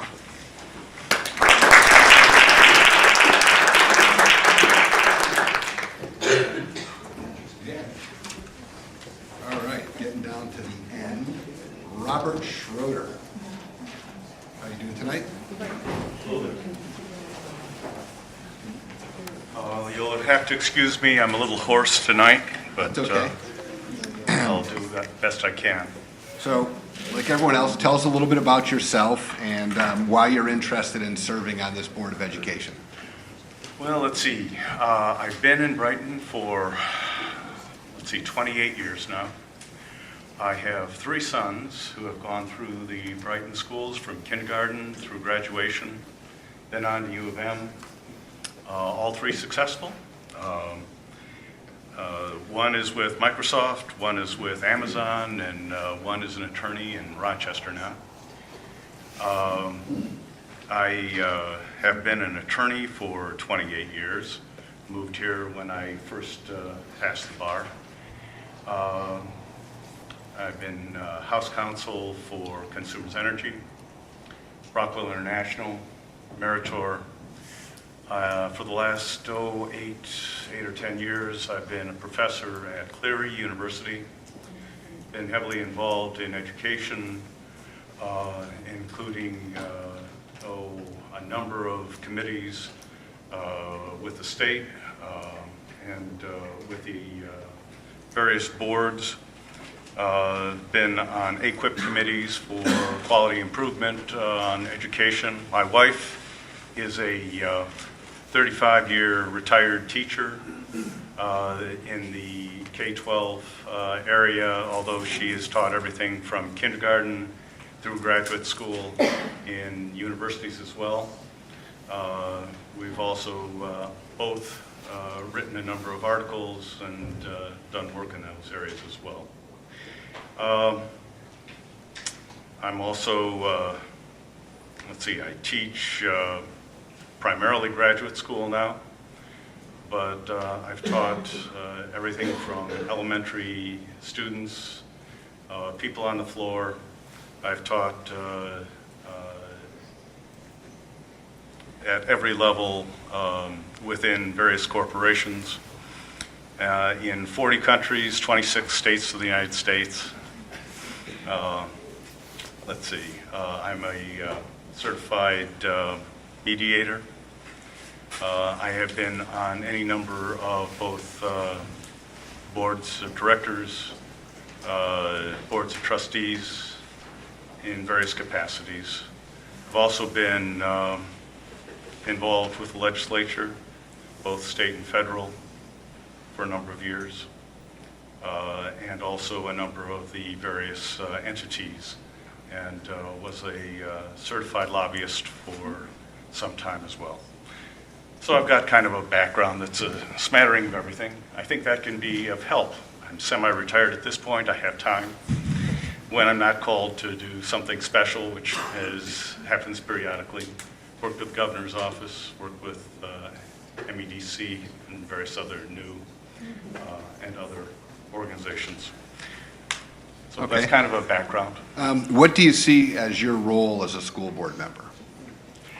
Well, as a board member, one always has to deal with policy and establishing policy, identifying the constraints that you have to operate within, but finding cooperative ways and innovative approaches to troubleshoot whatever difficulties you have at whatever level, from above or below, to come up with some way of accomplishing what you need to accomplish the goals, needs, both of the community, of the teachers, of the administration, and most importantly, the students. Okay, how do you view the relationship between the Board of Education and the administration and staff? Well, as I said, the board, to a large degree, helps establish policy or direction for the other, and also to oversee, to some degree at least, the operations in a gentle way. Primarily, it's one of trying to troubleshoot whatever difficulties are necessary to resolve whatever issues you're confronted with from moment to moment. Again, we've been through these several times. We're almost there. I feel bad for Tim. What contributions can you make to this school district? Well, hopefully I can bring resources to assist you guys in accomplishing what you need to accomplish, and perhaps to create a better environment for for whatever needs to be accomplished within here, within the board and within the state as a whole. Okay, and then wrapping that up, do you have questions for us? Well, I always like to have more of an interactive relationship, so if there are any questions I haven't addressed, I'm always happy to listen, but no, I don't have any specific questions. I've been talking for an hour. Is your chance? No? Okay. All right. Thank you. Thank you.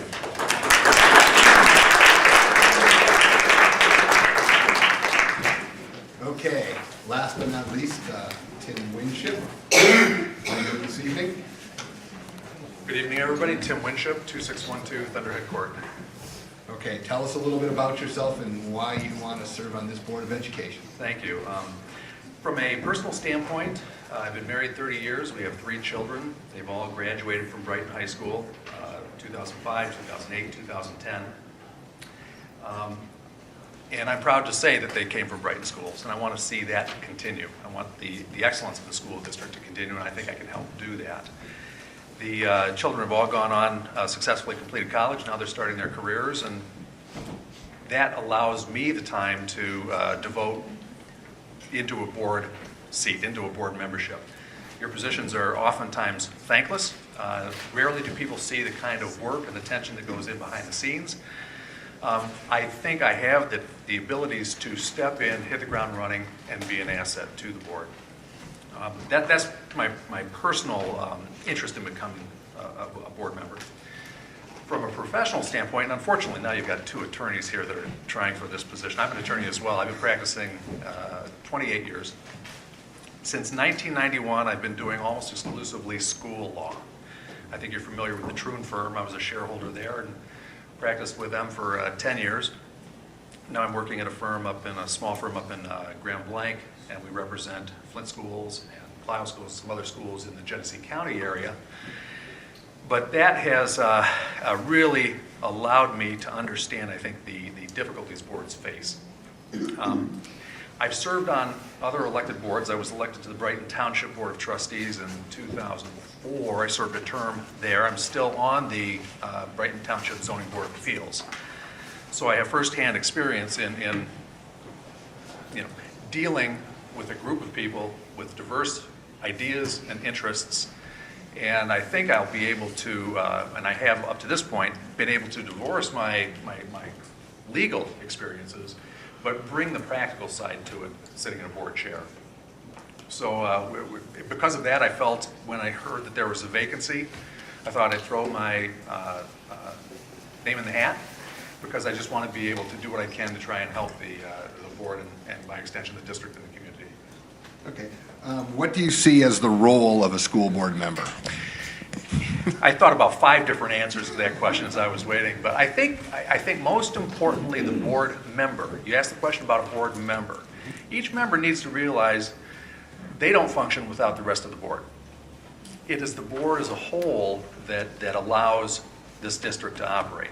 And each board member has to be humble. I think they have to be open-minded. And full, frank, vigorous discussion is a good thing. But you have to always respect your fellow board members. I've seen many a board that they're dysfunctional because of the lack of respect.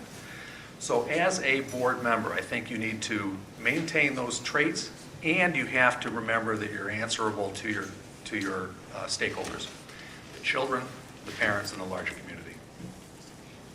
Okay, how do you view the relationship between the Board of Education and administration and staff? I am of the philosophy that the boards are policymakers. They establish policy, and then you hire your skilled and qualified administrators to carry that out.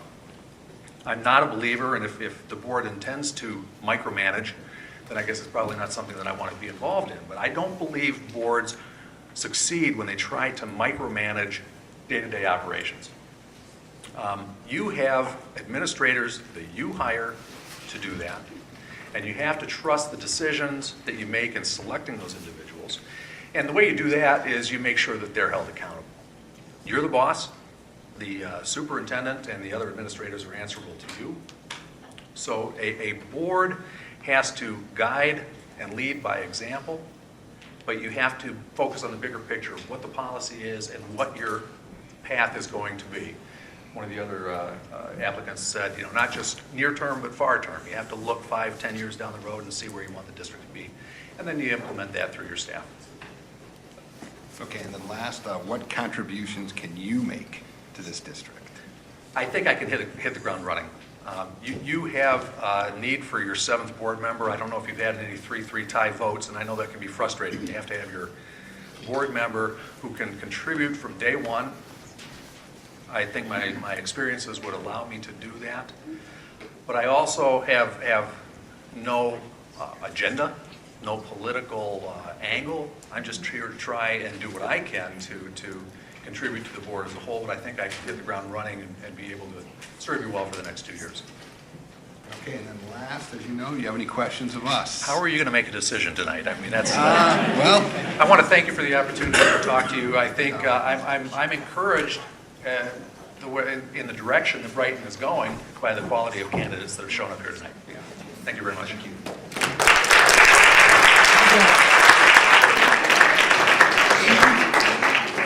I'd like to just take a second and thank everyone for coming in tonight. I mean, I know that standing up in front of the podium, in front of the public isn't the easiest thing to do, regardless of your level of public speaking experience, when you're on the hot seat to basically talk about yourself, which isn't easy to do in public. And I really appreciate you coming in and doing that. And I think, again, the level of candidates that we now have to pour over for the next little bit is make it a little bit tougher. So after today, now we just go into a discussion or open, Mr. Tron?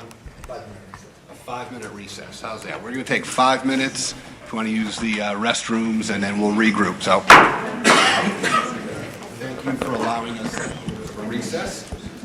Okay, I'll turn over to Dr. Gray on the next steps here with this process for the Really, according to bylaws, from here on out, you can choose to have a discussion, you can choose not to have a discussion. Really, our bylaws just say that a majority vote places the seat. Okay. I'd like to make a motion to appoint Andy Birchfield to the vacant seat. Okay, we have a motion, support for Mr. Birchfield. Is there any discussion at this time? Any questions, any information? Mr. Conley? Again, I think that tonight wow, what a wonderful thing. I think that Mr. Birch... Oh, test 1, 2. I think tonight was just a wonderful evening of professionals coming forward. I think that with the number of votes that Mr. Birchfield drew in the general election, I think it puts us in a position to look at the public was right there. And I think that that would be our best guide. And if there was some fault, like I said, I think, Mr. Birchfield's interview tonight was exceptional also, along with everybody else's. Thank you. President Cross? I'd also like to speak to that point. I think the process of the election is a big part of it. I think resumes are incredible. If we were starting at college, we've got a good start right here. and I feel for that reason that I would have to support Mr. Birchfield, only because he's been through the process, and that process allows the people to say what they want. And I feel that I have to support the fact that they said he's next. So I just wanted you to know that, but wow, thank you. Any other discussion on this topic? Anybody? All right, so we have a motion, we have a second. Who seconded it? John did. All in favor, say aye. Aye. We have to do a roll call. Roll call vote, sorry.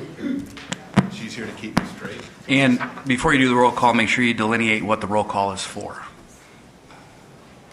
Gotcha. I need a roll call vote to seat Mr. Birchfield in the vacant Board of Education. Mr. Conley, Yes. Mr. Trombley, Yes. Mrs. Minor, Yes. Mr. Stahl, Yes. Mr. Chesney, Yes.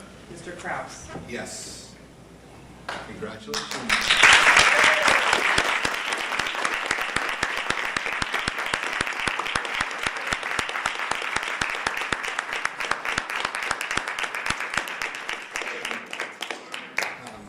I would like to thank, again, all the candidates that presented themselves today. Again, it was really, really impressive that our community can put together this many people. When we look back at elections where there's 3 people for 2 seats, 4 people for 3 seats, we see this level of involvement.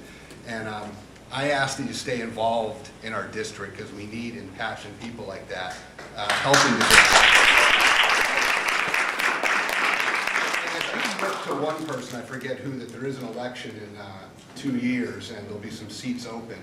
So, we invite you to continue on through that part of the process and see what kind of fun that brings for you.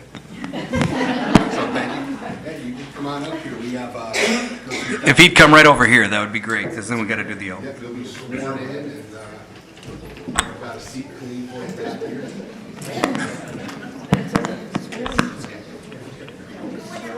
Just go to your seat. Just stay up, stay standing. Yep, stay standing right there. If you wouldn't raise your right hand, please, and repeat it after me. I do solemnly swear that I will support I do solemnly swear that I will support the Constitution of the United States the Constitution of the United States and the Constitution of this state, and the Constitution of this state, and that I will faithfully discharge and that I will faithfully discharge the duties of the office the duties of the office of member of the Board of Education, of member of Board of Education, according to the best of my ability. according to the best of my ability. Congratulations.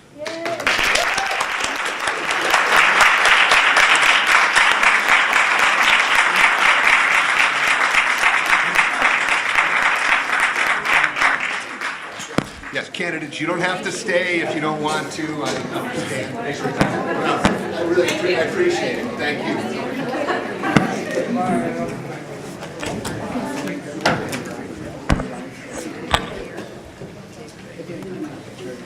Okay, now we can move on to our 4 action items. Sorry. Administrative details will take a few minutes.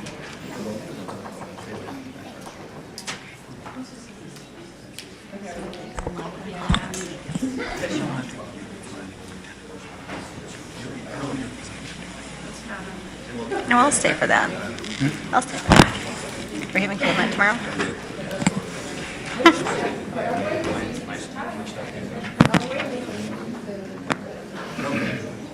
We set now? We're all set. So we go to our 4 action items. In front of you have the minutes of January 12th, 2015.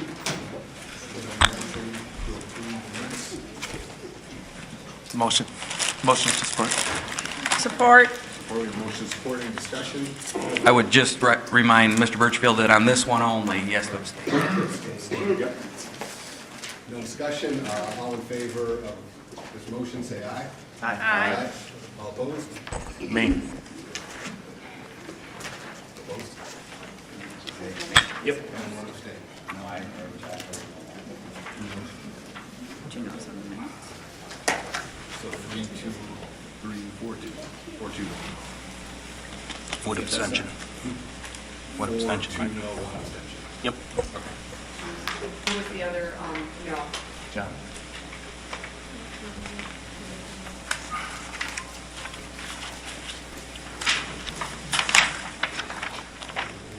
vacancy resolution. We need to do that, or is that part of the? Okay, making sure. Dr. Gissinger, the finance statement. Yes, good evening, Board. You have the December 2014 financial statement in your packet. The numbers are reflective of prior to the amendment, which is also in your packet, because once the Board approves the amendment, we'll update our financial statement. Okay, we have a motion to approve the financial statement. So moved.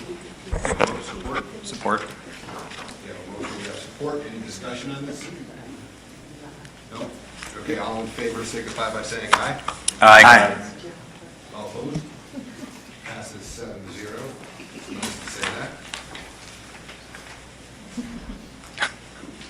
Next up is the deficit elimination report. Yes, you also have in your Board packet the corresponding December 2014 deficit reconciliation report, which is due to the Michigan Department of Education. This report will shortly be a thing of the past. We have a motion to approve. So moved. We have a motion support. Support. We have a motion support. Any discussion? No discussion. All in favor of passing this monthly deficit elimination plan, say aye. Aye. All opposed? Passes 7-0. Bus camera RFP. So presently, we have a couple of cameras. We rotate them to hotspots in terms of buses that might be having a particular issue at a particular time. This RFP was sought to place cameras on every single bus. We did have one bidder. There were originally two. The other bidder couldn't meet the specifications of the RFP, and they chose not to bid. The bid that we're recommending, as you can see on page 28, is for $67,022.00. We have vetted the particular bidder in this case, and we recommend this bidder for these cameras. Okay, we have a motion to approve this. Motion to approve. Support. We have a motion support. Any discussion? Yes. I know at one time, or there's a company out there right now that also has GPS tracking devices that can be added to the buses so the parents can see on their smartphone the route. I believe it's an app. Is that right, Mr. Chesney? I mean, you're the app specialist here. So if it has passive GPS and there's an app that can receive that signal, then you can determine where the bus is. So the parents can see it on their smartphone, they can see the time, if it's late, what's going on. So, you know, I'm not opposed to these cameras, but I would like to possibly look into that as well as an added, and if this could add as well as the cameras, I think that would be far more useful for the parents to know if their buses are on time, when it's stopping, those types of things. Because, again, I'm assuming these cameras are for... They're for historical data. Exactly. And I don't know how many, you know, how much historical data or how many issues there really are. We have to go back and look at the historical data. I'd much rather see something put in place that can be used immediately. And there are several a year that we do. Okay. But I would like to try to include the GPS tracking for the smartphones with this as well, if possible. So I'd like to approve this. Okay, and then I'd like look to into approve that. this, but to want me to investigate it, to make sure that, you know, let's do the whole thing and let's do it right. Sure. Okay. Is that possible? Okay. We can approve this, move forward, get an RFP out to do the additional work quickly. What I'll do is a study of it before I put the RFP out, so I can give you a cost factor to see if we might not even have to go out for an RFP, because it might not be over $22,386. I think what typically happens when you look at, some of them are called Bus Buddy or some other type of situation names. Some of the things we've talked about in terms of the GPS tracking, I think that we want to be careful with when we explore, because we've talked about this before, is we also have some domestic issues within the district where we don't always want people to know where our kids are on particular buses. So I think we need to be very intentional about the process for the GPS on this particular situation and make it a closed network type situation so that not everybody could access it, because again, I think it's a good idea as long as it's implemented correctly. So I think we need to look at the implementation, not really the cost, because I don't think you're going to get much more than the $22,000. And I would gladly help in any way I can on technical issues related to this, Yeah. social issues related to this, you know, Yeah. I'll support whatever's appropriate policy. Yeah, like I said, my only concern is we do have restraining orders and other things throughout the district, and we typically manage those situations, and I just wouldn't want to open us up to any more liability on that. Not opposed to the idea, I just want to make sure we vet it very, very well before we move forward. If I may, could you clarify for me, Dr. Gray, where the funding for this is coming? Just This for is out of the record. technology portion of the 2012 bond. Okay, and did I see that was written in there that it's also accounting for a couple more buses that we'll purchase? No buses in this.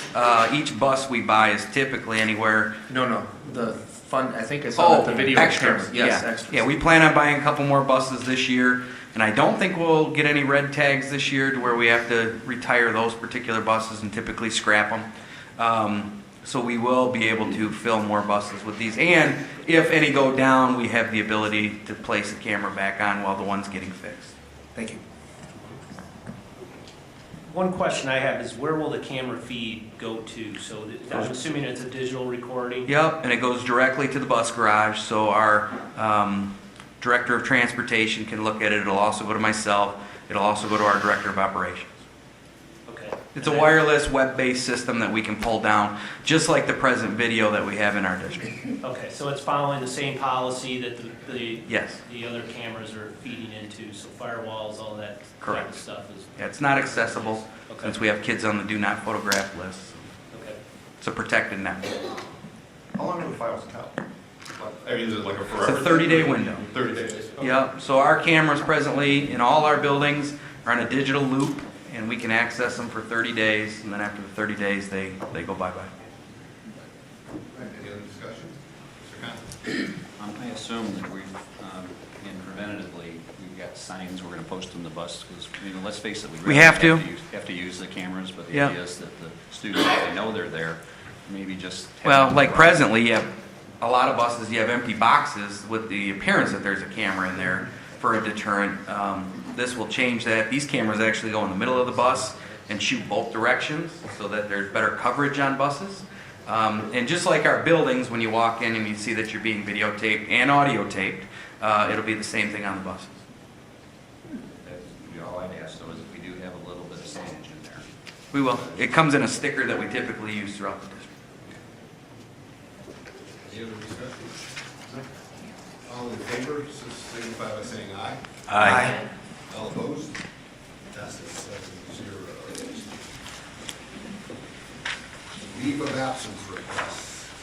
We recommend that you grant the approval of a leave request from Cassandra Wheeler, who is a 10-year special education teacher at Hawkins Elementary with 9.5 years service to the district. We've already filled this position with a highly qualified teacher, so we're in accordance with law. We have a motion to support. So moved. Support. We have a motion, we have support. Any discussion? No discussion. All in favor, signify by saying aye. Aye. All opposed? Passes 7-0. Resignation. We recommend you accept the resignation of Kelly Vertus with appreciation. She's a first grade teacher at Hawkins Elementary, and her hire date was this year at 8/25/2014.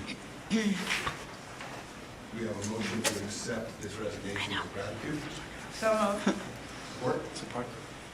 And support. Any discussion? Any discussion? No discussion. All in favor of accepting this resignation, signify by saying aye. Aye. All opposed? Passes 7-0. For future action, Dr. Diskin, amended budget. Yes, you have in your packet the first reading of the amended budget for 14-15. In the interest of time, I'm not sure how detailed you would like to go into this, but the big highlights are this budget amendment reflects the sale of Limbom, which the original budget did not. A portion of that sale has to go into our debt fund because we still had a little bit of debt on that building. It's like you have to pay off your mortgage, when you sell your house kind of thing. So not all of the revenue from the sale of Limbom ended up in the general fund, but most of it did. And then also another big fluctuation from our original budget to our amended budget is just trying to get a handle on the growth in our shared service program. That program is huge and it's not business as usual, as you can imagine. So just trying to get my arms around that has been a little bit of a challenge, but I've got some techniques in place to continue to budget efficiently for that as well. So a lot of the growth you see in the instructional area is due to our shared service program. Our goal for next year is to continue to recruit in the spring. We have a couple of large schools that are very interested in our services, so we'll be hitting that heavily in the spring. I've already had meetings with them in the early winter in relation to it to make sure we keep tabs. And our goal, we've increased by at least 400 or 500 every year for the last 3 years. I don't know if it'll be that high because we're starting to exhaust the schools that are available or options for this program. But the schools that we are in, we've done a good enough job that those will be enhanced FTE-wise as they spread out some of the services amongst their billing. A lot of them tried us as initial pilots to see how it would go. We have not heard any negative feedback from any of the schools, the 40 schools that we're in presently, so we think those will probably increase. We'll probably still budget very conservatively in relation to the shared service, but this year we set at almost 1,500 shared service FTEs, which is approximately 10,000 kids that we service, netting the district over $5 million of revenue.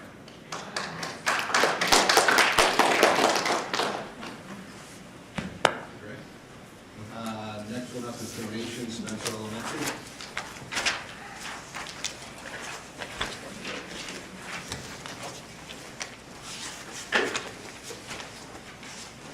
Almost there.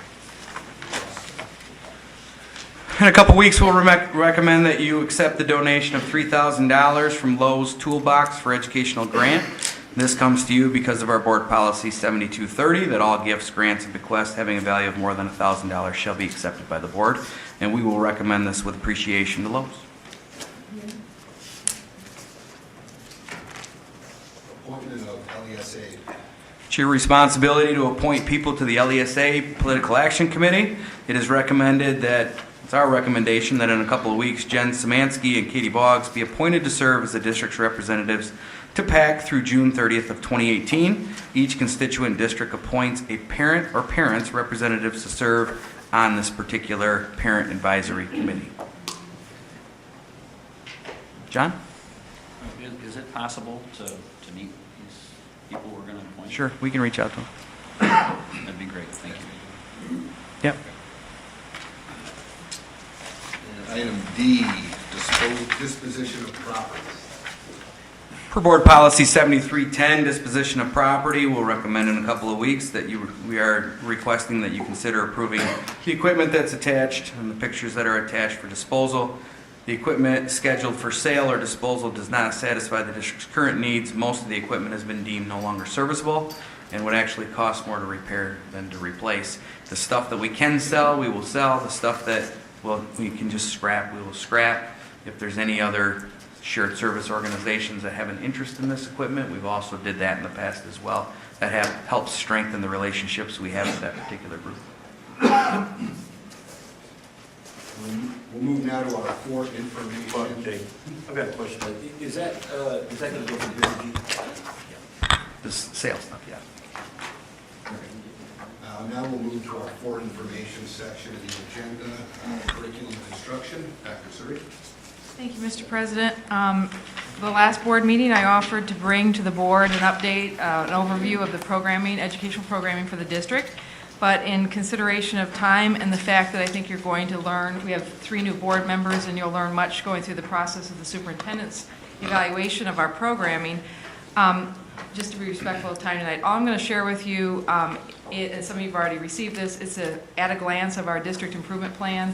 Has our overall goals for the district, the strategies for getting those goals accomplished, and the initiatives within each of those strategies. So obviously we want to improve our achievement in all the academic core areas, but just to I think it's blue, the boxes there. Our first goal and one of our main focuses in this district is to improve the conditions that support learning for all students. Our second goal that you see in front of you is to strengthen the 21st century learning skills of communication, collaboration, critical thinking, and creativity. And the third is the most elusive one, but actually the most important, is to create a balanced assessment system for continuous improvement so that what we do is intentional, it's strategic, it's long range, we're looking at the long game. So, but like I said, the intricacies of the programming we'll talk about in the weeks to come, but I know you're going to learn a lot with the superintendent's evaluation process as well. And my door is always open, as some of you know, and you can make an appointment to come and talk with me about educational programming. Well, it's nobody in particular. But anytime you want, just make an appointment with Jody Moore. Thank you, Dr. Suri. Finance. Yes, you have in your packet the bills for January 9th through the 16th, and other, if the board members don't have questions, I have presented all my information this evening. Superintendent Human Resources. Human Resources, I had a meeting today with our police liaison officer, and we've been exploring the idea of lately, he has a program to where we could actually have a canine dog on property all day long. And so we might split the cost a little bit of it. I'll bring you the cost when we get closer between the city and the school system, probably in accordance with time. The only real change there would be at the high school is we provide a running kennel outside of the high school behind it, tucked in an area that wouldn't be an eyesore, as well as a cage in the police liaison's office area for times that the dog needed to be kenneled. So the police liaison officer would be the handler of this particular dog. He is going through training right now with this dog, and it would again give another layer of safety and security to our building to have a drug and bomb type dog there all the time. That was my question. He's going to be drug trained and... My understanding is it's both. Both? Whose corner is named appropriate? Yeah. That's good. That's good. Do you know what type of dog it is? I don't know what type of dog it is yet, because I don't think it's been assigned. But as soon as I know that, I just received this at about 3 o'clock today. And so when I have more information, or we could have our police liaison officer come here and actually give a report on it before we made the decision to move forward. I have a question. Does it matter what kind of dog it is? I think hound dogs are a lot of fun when it comes to police work. Hound dogs?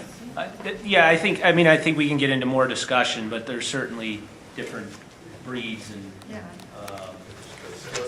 exactly, and temperament. So I think we want to take that into consideration. Yeah.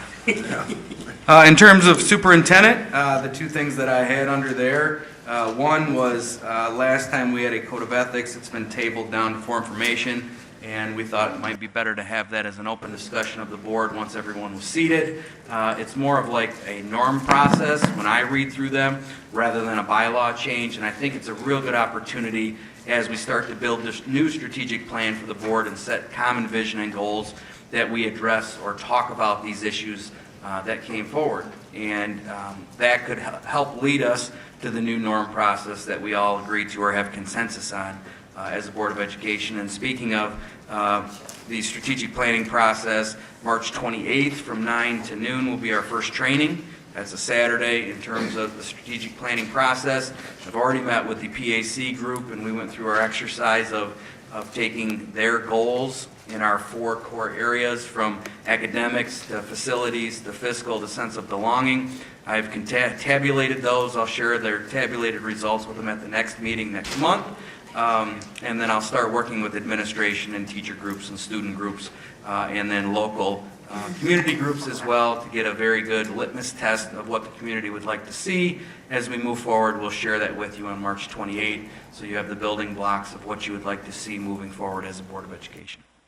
What's the cost of that? 750? I think it's 750. We do have an account set aside for that. I know that, but I think the last time we had all paid for our own training at the last True. thing, and I'd like to do it as well this time. I don't think it should be the burden of the district and the kids to have to pay for it. I think we all should pay for it ourselves if we're going to participate. It's up to you. You just let me know. I'm going to disagree with that at this time, because I think it's for the process and coming together of the whole board. We have new board members. They have a fund that was set aside for it. I'll pay for mine and donate my $100 back to the kids of the PTOs. Okay.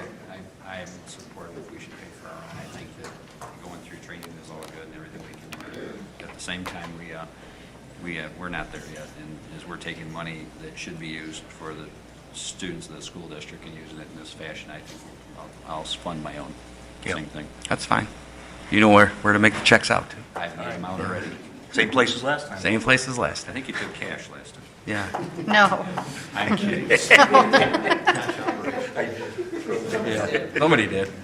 The only other thing that I have is, President Kraus, you asked me to put together charter information for you. I shared that in an email with you at the end of last week. I could read through the entire thing if you would like me to. I think it was, all the members got that, as well as a sample fiscal agreement in relation to charters. Hopefully you've read through that. Mr. Birchfield, I can forward that to you tonight. Or actually, I have copies that I can share with you tonight if you'd like them, and then go from there. But it's kind of a bulleted list of what you asked me in terms of how a district charters and what a sample fiscal agreement would look like. And then liability, we've talked about that in the past with our present insurance companies. So that is the information you requested. Okay, so as we digest this and go forward, I guess we need to figure out what our next step is as a board with regards to this charter. So, anybody have any comments, anything we'd like to do moving forward, stopping the process? Well, I think, Jay, and everybody keeps talking about, in fact, you heard it tonight with these votes. So far, again, I haven't seen anything brought forward to this board to vote on. Right. And I think the big thing is, if anything is ever brought to this board, it's going to be, the vote would be, would Brighton area schools charter the charter school? I believe is what the vote would probably be. So far, I haven't seen it on the agenda. I haven't seen it for future. And at this point in time, I agree with a lot of the people that came up with the call to the public in regards to the landlord of the schools. And at this time, I just as soon not see it show up on the agenda or for future action. Mr. President, if it is appropriate, I don't know the protocol, but I would like to motion that we vote on this now. What would be The vote would be, I think rather than vote, you could take a consensus. A consensus would talk about the present support level of the board. That would indicate if this would ever, in the future, appear on the agenda with the present board on there. For a vote, if you were going to vote directly, my suggestion would be that you would need to put it on for future and for action, like a typical process. Okay, so we're looking for a consensus. Mr. Crowley said he's not supportive of the Board of Education continuing forward or voting on or going through the process, and we're just going to stop it now. So That's correct. motion for consensus? Oh, I apologize. Yeah, You go individually. No, I have a comment, definitely have a comment on this. I think it should be brought to a vote, and if a consensus is what it is, the vote. I believe it should be brought to a vote for the school board to say yes or no. And I think that the taxpaying citizens of not only Livingston County, the Brighton area, and the surrounding counties deserve it to be brought to a vote.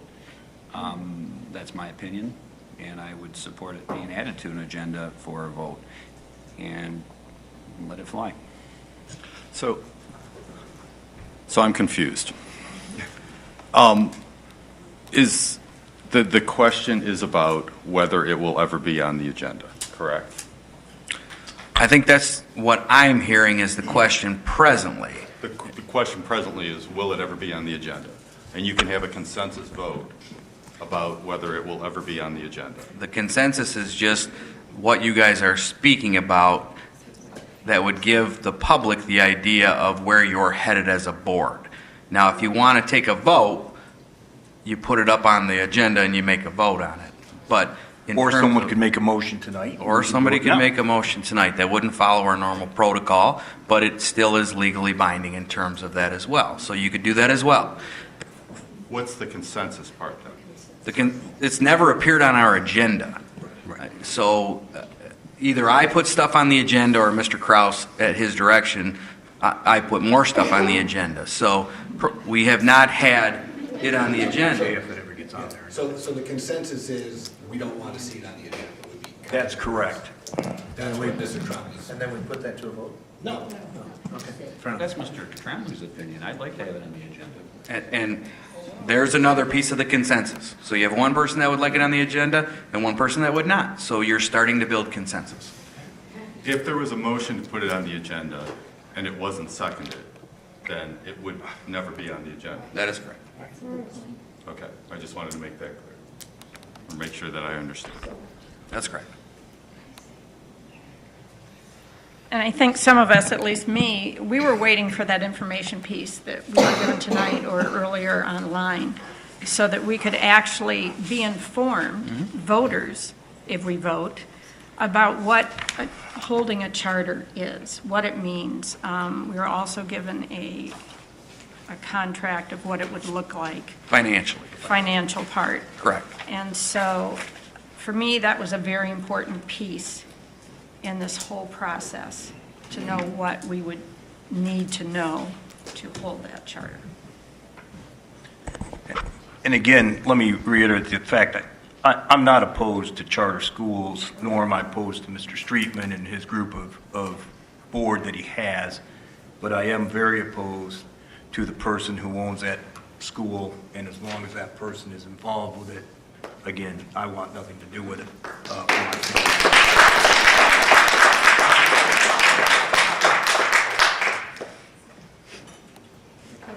What is our next consensus to do anything right now? You have two opinions. That's what you have. You can poll it. Poll. Is that what we're looking to do? That's the problem. Okay. I want nothing to do with supporting. Go ahead, Ken, I'm sorry. My apologies.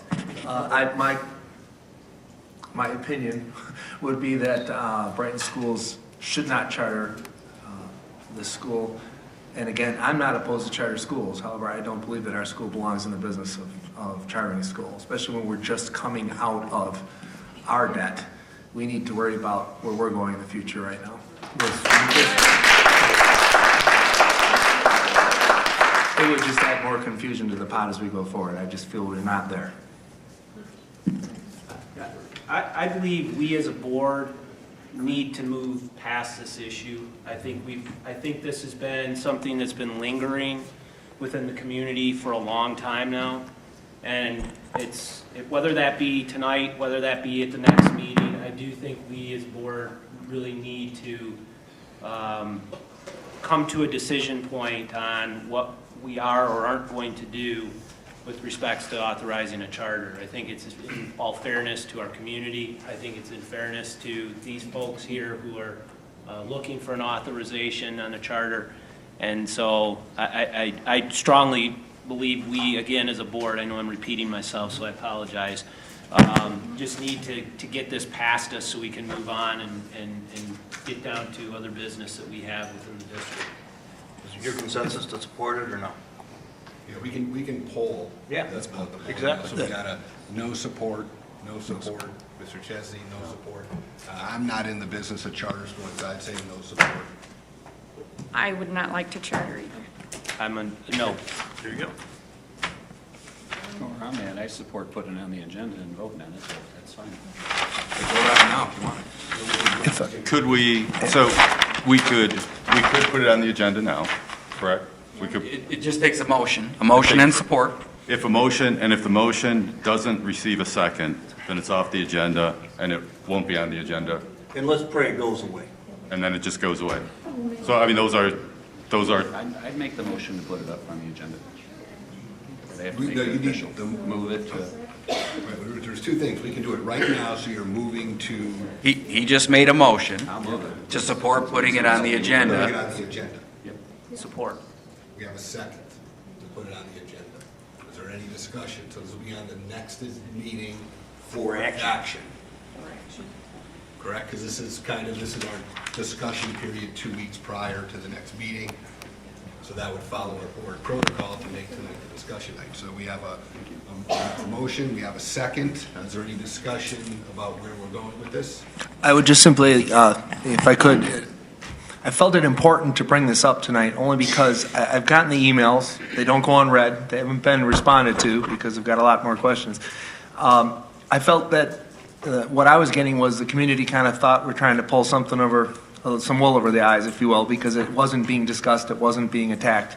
I felt that it's time to do that, to put everyone at rest. So I'm glad that we're going to address this. Thank you. Any other discussion? I'd just like to say, from my opinion, I'm like most, I'm not against charter schools. I just don't think our district really needs to be in the business of chartering. I mean, ISDs tend to be charter holders more than local districts. There's only, I think, a handful in the state right now where it's held by, I had it written down somewhere. I could probably tell if you gave me a minute. It's not really that important, but there's only a handful of local school districts that have taken this on, mostly colleges, community colleges. And I just don't think that with what we've gone through over the last few years with our deficit, with rebuilding trust in the community, getting a bond passed to make our district the best in the state, I just don't think it's the right time for us to get in the business of charter. So that's my view of it. So we have motion and support. We'd like a vote. All in favor of adding this to the agenda, say aye. Aye. Aye. All opposed? Aye. Okay, so we've got a 6-1 that will be on the agenda for the next meeting. For action. Okay, thank you. So that'll take care of addressing this in the final stages for the public. That's it, and student representative is sick. Yep. Second call to public. Session, so now. Second call to public. Second call to the public. I'll begin now. Same rules as before. You get 3 minutes. I got it. State your name, etc. You ready? We're ready to go. Are we going? Okay. Dr. Laura Lynn Coggins, and I am with the Lindblom Classical Academy Group. I want to thank you for at least having the discourse about education that you have had over the last several meetings. And I know that the passions are high, and I respect those who are vehemently opposed to the charter school. And I would say that many of my dearest and closest friends work for the traditional districts. And sometimes we have to just agree to disagree. But what I'm happy about is that we all believe that education is the most important resource in a community. And it's important to make sure that there are no hidden children or invisible children. So I do want to thank you. I especially want to thank you that we've got a lot of votes in favor of charter schools in general. And that makes me feel a lot more optimistic. So thank you very much. Thank you.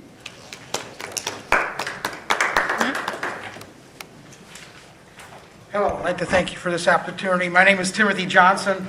I'm a 20-year school teacher, special education, mostly in residential lockdown facilities, and 10 or 15 years as a charter school teacher. So I come at this from the perspective of experience in a charter school. And I'm here tonight to voice my opposition to any plan that the Brighton area schools have to act as authorizer for a charter school that's known as the American Classical Academy that is tentatively opening in the old Lindblom Elementary site. First, I question the wisdom of a public school authorizing a charter school, and despite what Mr. Connolly has said in the past, it will be in direct competition for state funding for the public schools here in Brighton. And second, I question why ACA wants Brighton School as an authorizer. Do they want a seal of approval from a public school on a charter school? And why have they not approached any other authorizers? And why does not Hillsdale College charter their school where they're getting their curriculum from? And as we all know, Livingston County, particularly Howell, has not had the best reputation when it comes to diversity. This reputation, however undeserved it may be, has proven costly to our county. If you remember in 2012, the city of Detroit rejected a Howell company who placed a bid for service in the city of Detroit based on its relationship years past with Robert Miles and the KKK. And last March, the Howell basketball team started doing some tweeting on the Grand Blanc game. It went viral, and again, we were in the spotlight for racism and division. on a national forum called citydata.com, where they list all 50 states. For the state of Michigan, there's a thread, and it's called "Do Not Move to Howell Unless You're White." And it's still an active thread, people posting on it, and most people posting on it have no idea what Livingston County is. They go by the reputation of what's on it. And we've been fighting this reputation as racist and divisive ever since Robert Miles has held court with the KKK. And now, in 2015, our public school is asked to consider authorizing a charter school that I believe, in my personal opinion, to be as racist and divisive as Robert Miles ever was. The ACA is using a curriculum developed by Hillsdale College, where Larry Arnn, the college president, was once quoted as saying, when they were audited for financial aid, "I guess we don't meet the standards for diversity because we don't have enough darkies here at school." So I ask that my community stand for diversity, and embrace all people, regardless of race, sex, religion, gender, and sexual orientation, and economic status, and let the people of Michigan know that Livingston County stands for diversity, and we will welcome anybody and everybody as long as they are human beings and not here to divide us and put a wedge between us. Thank you.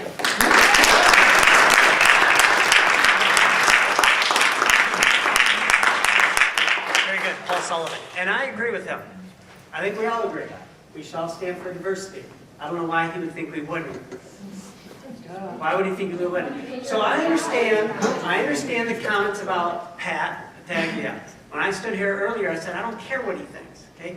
Many of us board members worked together far before Pat came along, trying to determine how we could put together a classical education.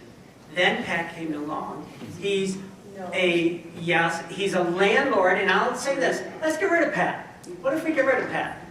Are you still open, Mr. Trombley? Would you rent a school space to us? Will you be our landlord? No? The vote of 7 people. Okay, I don't care about Pat. What if we put him aside? We just need someone to rent us space. What if you rent us some space? Okay? Well, he's a landlord, period. We'll rent from anybody. We want to put together a classical education for the kids. It doesn't matter what he thinks. Please, this is called to the public. This isn't an open discussion. So that's all the point I want to say, is we could move him aside and we'll rent from you if you have spots. That's all. Thank you. I can't resist this as an historian. As Patrick Henry once said, I smell a rat. When charters were first proposed, and I'm continuing, Carol Cook, graduated, retired 2007 Brighton area schools. I guess I graduated. When charters were first proposed, as someone said earlier, they were to take the place of failing traditional public schools predominantly found in large urban areas with large numbers of disadvantaged people. Since then, the number of charter schools have increased from 1,524 in 1999 to 2000 to 6,079 by 2012 and 13.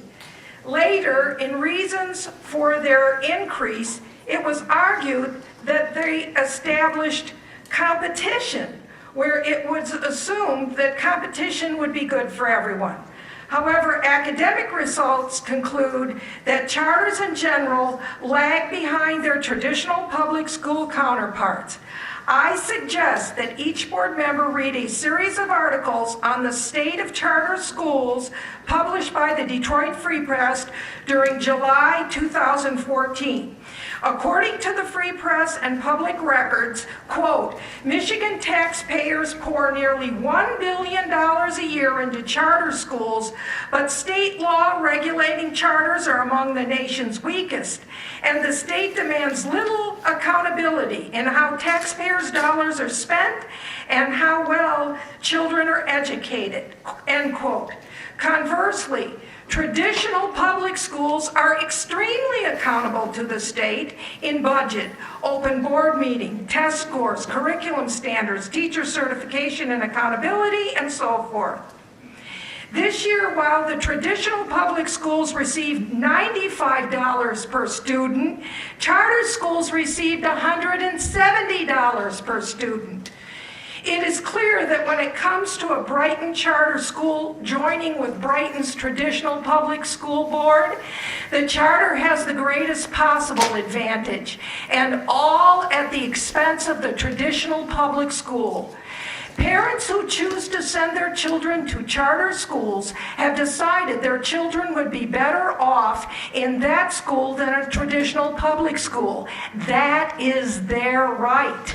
However, it is not right that having done so, they now expect to pick and choose only the benefits they want from the traditional public schools without any accountability or being held to any standards that the state expects from traditional public schools and the boards, but does not expect from the charters.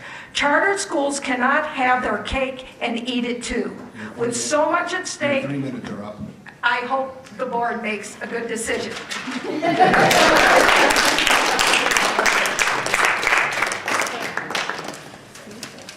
I'm Sue Ellen Eikens. I just want to caution the board, I'm a little taken aback that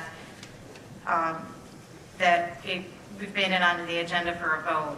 And while it could put the matter to rest one way or the other, the reason it makes me uncomfortable is, and this was the reason we were so kind of anxious about the whole process, is that, it's so cryptic. We've got absolutely no material from ACA that says anything about their curriculum. They're handing out flyers in my neighborhood that don't even have a phone number or website address on them. They're fraught with grammatical errors. Yeah, go on Facebook. It's, and so you're not in a position where you can vote on this yet. Do you know, I mean, in my mind, worst case scenario that you were going to vote for it.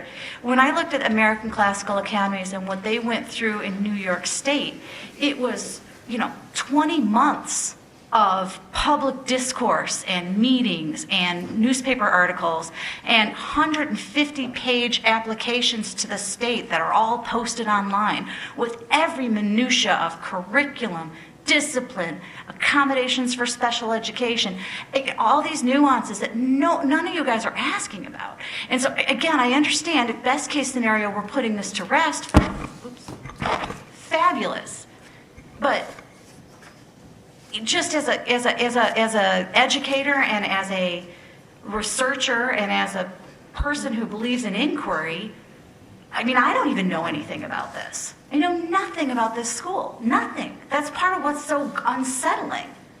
This guy's been shilling for these schools since 2011. And yet there's nothing out there. You go to the Warren Classical Academy website and you go to click on the who runs us, administration, it's blank. He took down the Lindbaum Classical Academy website a couple months ago. It's just, there's nothing out there. There's nothing to vote on. It's beneath our consideration. I don't know if there's anything you guys can do about it at this point, if you can unvote it, but more power to you if you're voting it down next meeting, but please be aware. And also, there's one final thing I want to say. I want one more question. Dr. Gray answered my 30 questions. They were all very, very completely answered. But I didn't know about the armed teachers, the well-trained, well-armed teachers tweet at that point. So I have one additional question, is that how much is that going to raise our insurance premiums? Thank you.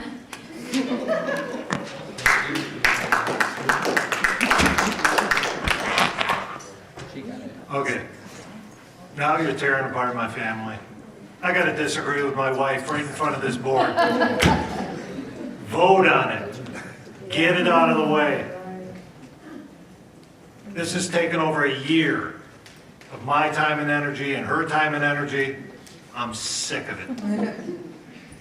As for Mr. Battaglia being a mere landlord, he is quoted extensively in our local paper talking about our intention is to open this year. And we are very excited. I'm a landlord. I rent a home in Brighton. I don't speak for my renters. This is ridiculous. It's duplicitous. I have nothing but pity for your plight. I have respect for you. I know you're good people. I have sympathy for you trying to find your charter. But our school district should not get involved in this. And I thank the board tonight for putting it on the agenda and clearly showing that the consensus on this board is to put it behind us. It is tearing apart our school and our community. We have had a year of politicization, of rancor, of side issues that have nothing to do with serving our students. And once again, good people go to charter schools. Good people teach at charter schools. But we shouldn't be in the charter school business. And obviously, I have grave concerns about this particular charter school. Thank you very much. Put it to rest. Do your duty. That's all I ask.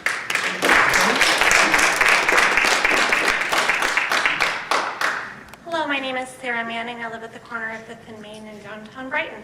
My husband and I moved to Michigan 14 years ago. My first teaching job, I'm a music educator in the Holly area schools. I have been teaching in Holly for 14 years. As some of you know, Holly has an academy, a charter school, that is, we lose students to the academy quite a bit. And I have seen how it has really hurt our budget with the students that we have lost. When I first started teaching in Holly, we had a fantastic budget. We had a fantastic amount of fund equity in our budget. We now have $2,200. We are one step away from having to file a deficit reduction, and I believe a lot of it is because of the academy. Holly Area Schools has been noted as one of the best kept secrets of Oakland County. Our high school graduates, our high school is rated in one of the top 5 in Oakland County for our MEP scores. And we lose a lot of students in the elementary, and then about halfway through the school year, students that are unable to be served by the academy come back to our classrooms. We had a second grader that came back 2 weeks ago. And he's a wonderful kid, but just really needed a lot of support that the academy was not able to offer. My daughter loves Brighton schools. She goes to Horning Elementary. As a parent and a mom, I love her school, and I love being a part of it as a parent.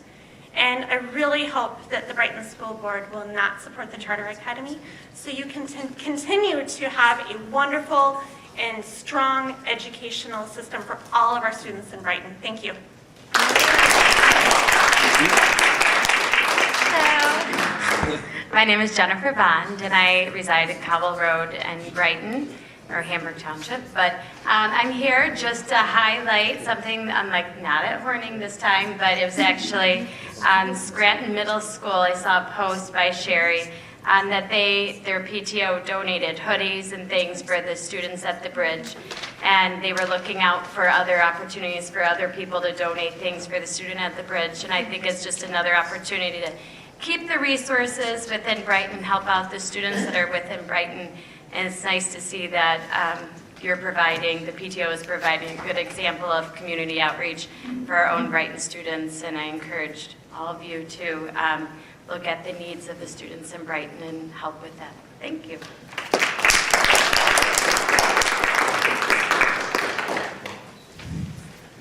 Ellen Lafferty, Brighton teacher. Wow, what a night. What a wonderful night. I want to welcome Andy Birchfield to the Brighton School Board. The board, the current board, for doing just a fine job with the candidates tonight, the interviewing, the whole process. I thought it was just a stellar process. It's wonderful to see the pool of applicants. It was just phenomenal, the professionalism that we saw tonight. It's nice to know these folks are in the wings and waiting to step up for Brighton area schools. On that note, too, I want to thank you. This is School Board Recognition Month, and it is a thankless job. It's a tireless job. It's a job that pays zero money to you. Hopefully tonight, it's a tough night, but the rest of the year that you'll see that you're representing a phenomenal district. This is a great group of educators, a great group of administrators, and the parents are outstanding, and obviously you know our kids. They're our heart, no doubt about it. But thank you for the school board recognition.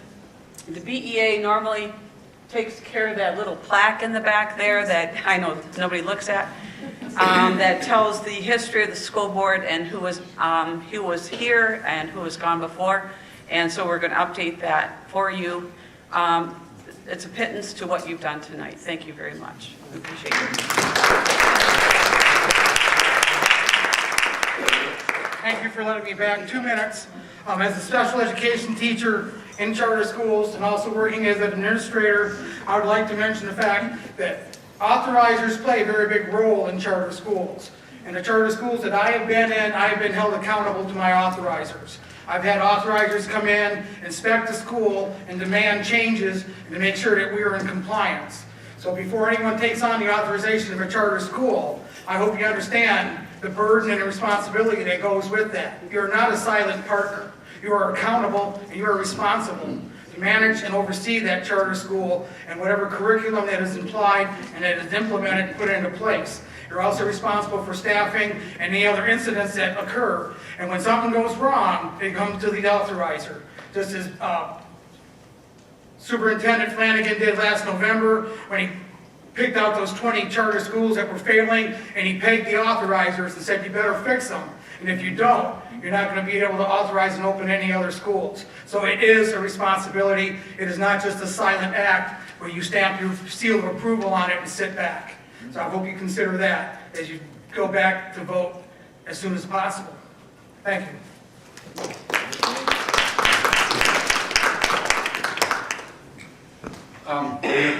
I've had the opportunity to serve on a church board where we had to sell a church that my grandfather had built in '62 or so, and then build a new church and stuff like that. And if it's any consolation to the board, the emotions running here are fairly tepid compared to in the church. So don't get too uptight about this.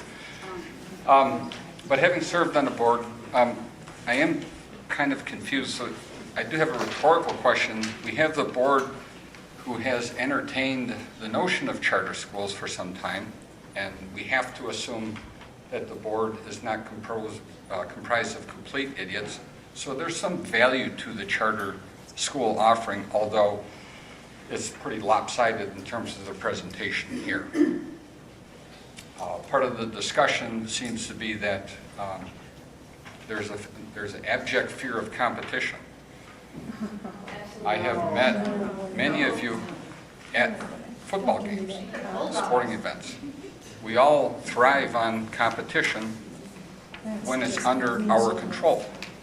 But external competition, that's very unsettling. The tone seems to be, as long as we have a monopoly, everything's going to be okay. If you start a charter school, yeah, some will go there, but we could very well gain. I don't know what the numbers are. You know, the Limbaum School is one building. I don't know how much they can seat in that building.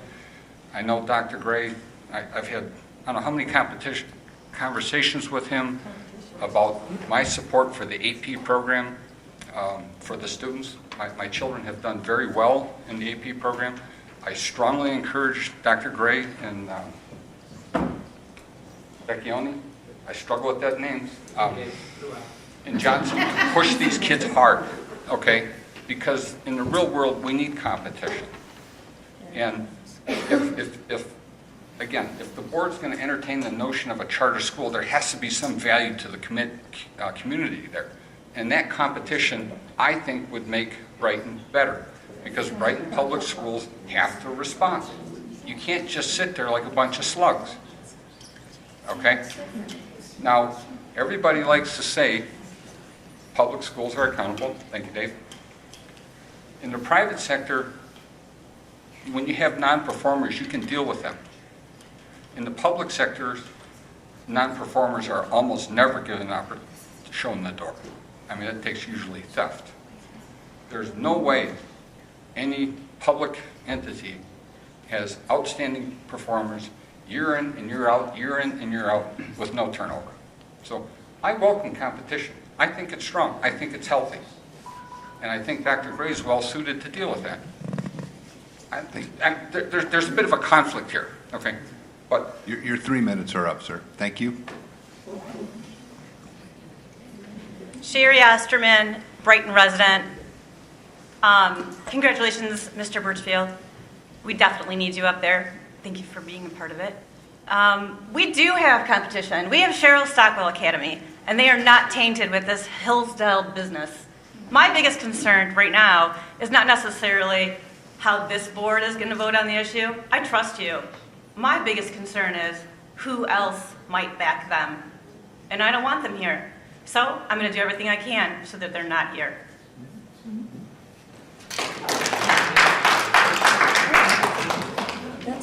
I just wanted to repeat a request from a couple of meetings back. I think for the sake of transparency and for the sake of the appearance of transparency and for the sake of the appearance, or not having the appearance of any conflicts of interest, that all emails posted on the Brighton Area Schools website for Brighton Area Schools trustees and presidents and secretaries and so forth be Brighton addresses, at K-12. It's unsettling that public officials would do business that is not FOIA-able. Any business that you do representing this board should be done through your email address at Brighton K-12. And that's just the ethical way to do it. So I'm asking you again, please make those changes. Thank you. Dr. Gray, can I answer that, though? That if I post a Gmail as my account on the website, it is FOIA-able. I've given up my ability to protect the district from it. Oh. It's been court proven. So we put any address on there because it is part of the district as a posting. As soon as it touches our district. As soon as it touches the district as a listing, it's FOIA-able. It's a public document. I personally do it because I have like 3 email accounts that I use, and it's easier just to funnel it to one that I get on my phone. So, but it is FOIA-able, just to give you that bit of I take it back then, and I'm sorry. I hope I didn't. No, honestly, I feel it now like I've insulted everybody. No. It's after you said it last time. Believe it or not, I went You and kinda looked did a into it. search of court cases, Okay. and it's FOIA-able within the timelines given by the FOIA stuff, depending on what you're talking about. Julie Hine, really briefly, guys. Last person. I totally applaud your desire to actually deal with this issue honorably. We have families on both sides that are sort of waiting to figure out what to do. I have 2 pieces of advice, one for you and one for you guys. The first one for you guys is you need to do some serious data mining and get it out on the BAS website so the entire academic and parental communities can link to it. Because hearsay isn't helping us. Third-party stuff isn't helping us. I found my personal discussion with the Gerald Ford Center for Charters and the MDE liaison for charters to be incredibly helpful. Those links are available and they should be posted. It should be widely shared and disseminated that you guys are considering this issue and that it's going to come to a vote. That should not be a secret. It shouldn't come out in the Livingston County Press and Argus. It should come out on the BAS website, okay? And now for you guys, if you're so upset about Mr. Battaglia, why has he been the only person that's been speaking for you? Where's all the names of the board? Where's the disclosure of who bought the school and the money trail for it? If you want people to take you more seriously. The comments are for the Board of Education, Oh, not an open discourse with this I'm just, organization. then those are the questions I'd be asking, because there's lots of other places to become authorized to open a charter school without coming to a deficit district. And I would encourage you, with your strong classical education model and all these other people to come to the fore so that the community can judge you by something else. But you've been letting Battaglia define you, so that's how we're defining you. And if there's an option, we need to see it.